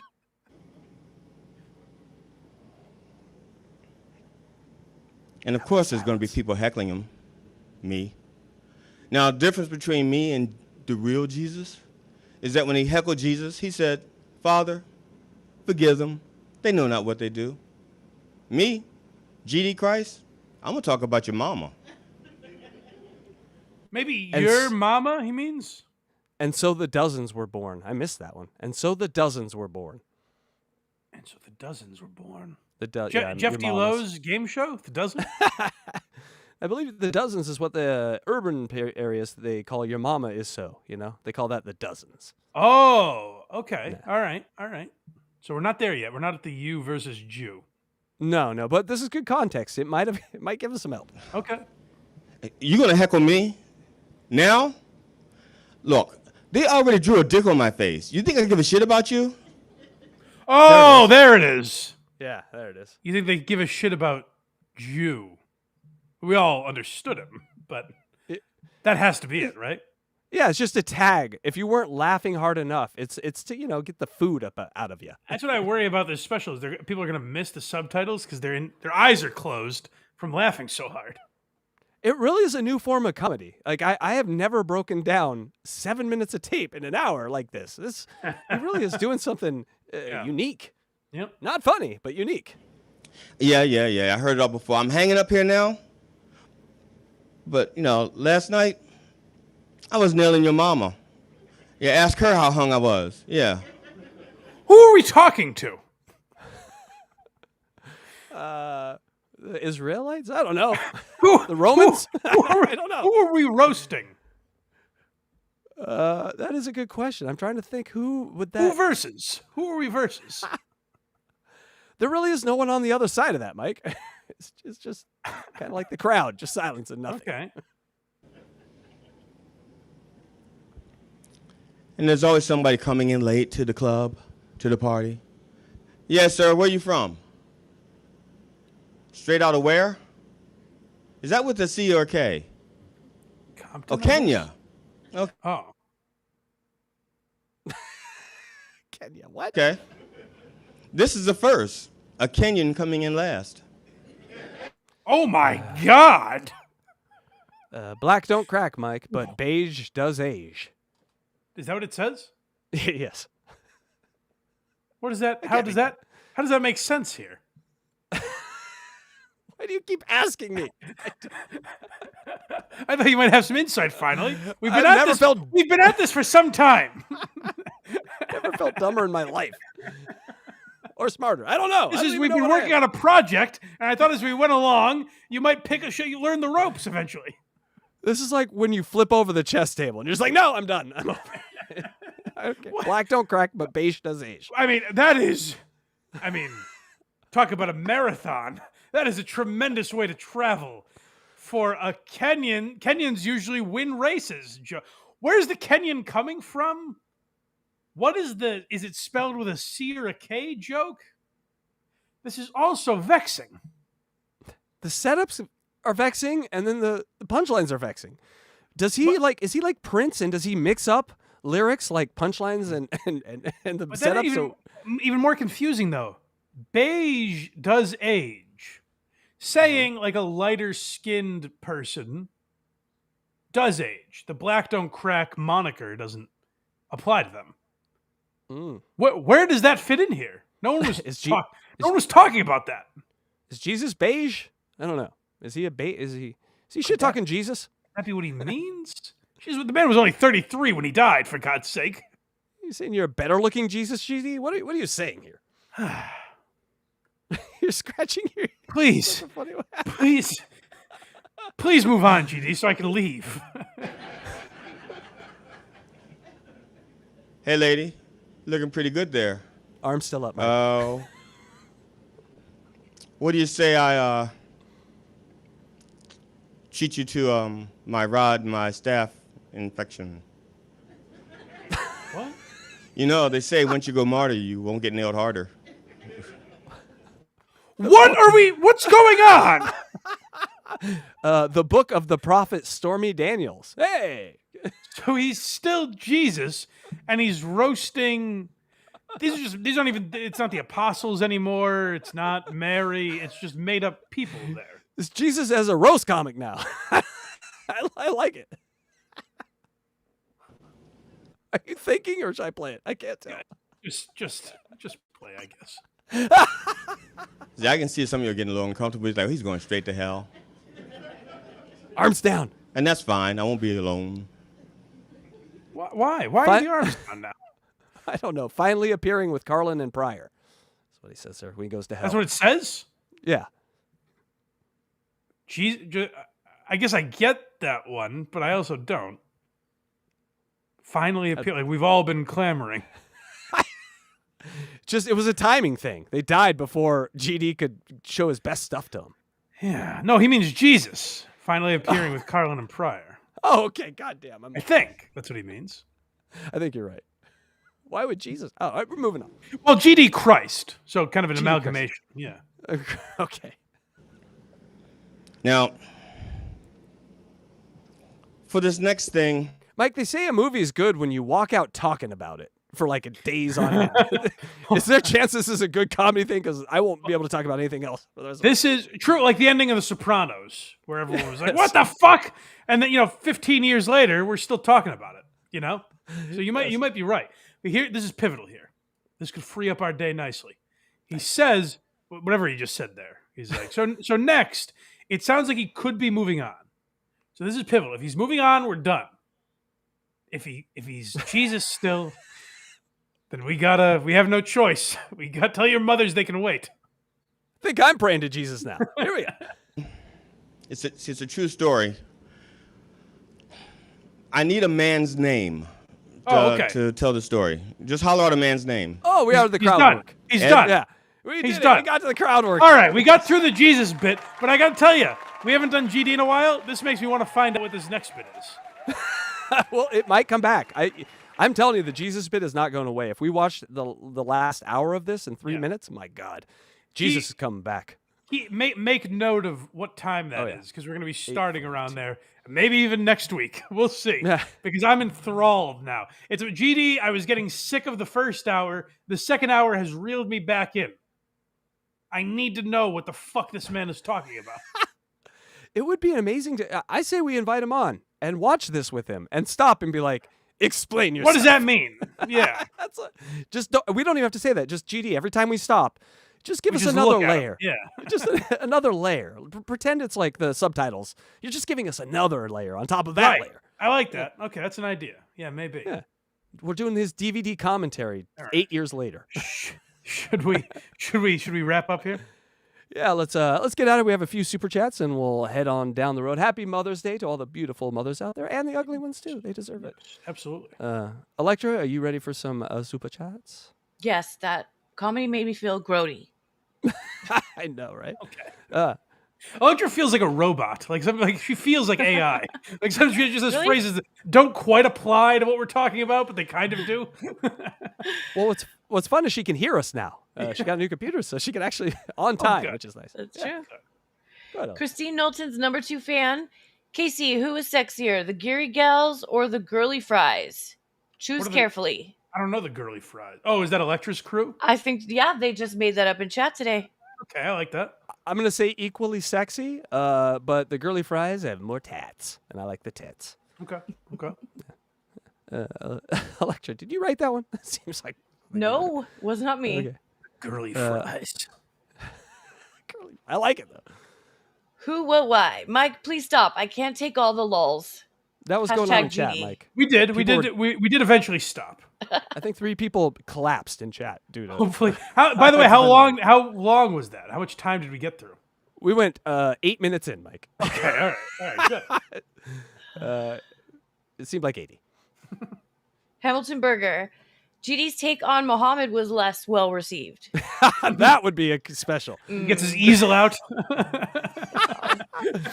Oh, GD does Muhammad. GD, goddamn, please do that special. We will cover the shit out of that. Brock, $2. This guy needs a steel toe webcast to be big.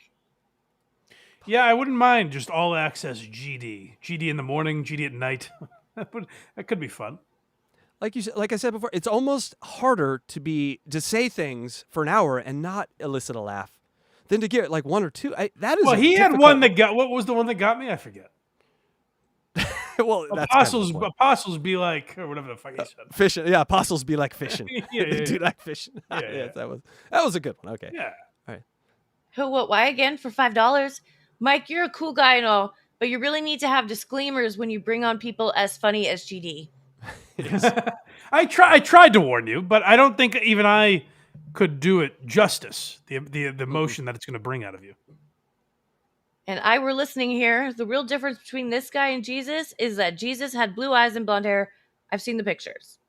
Okay, all right, that's fair. Fake news. And Nick 2, hey Mike, it's 3 a.m. in Australia right now. Hey. Then we should wrap this up. I don't want to be rude to any of our foreign brethren. So make sure we'll play the thank yous again at the end of the show, right? Oh yes, yeah. We got to thank people, Mike. We couldn't do it without them. We got to thank people, and that is true for many of the people on that list. So thanks to everyone, and people like you, all the people that super chatted, all the people that watched, liked, commented, subscribed. All that helps more people find the show. So we do appreciate all of you as much as we joke around. And you can become a member for as little as $5 a month if you're watching on YouTube, or if you go to Patreon, you can become a member and get early access and bonus content. Like I said, we just talked about the Aussie guy on there. We gave a Quincy live show update. That'll probably never happen, but we'll see. Craig's hard at work on that.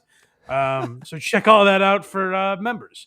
And blindmike.net is where you can find all those links, whether it be our free content or members only. Blindmike.net is where you can get Blind Mike Project, Why Are You Laughing, Who Are These Socials, all that good stuff.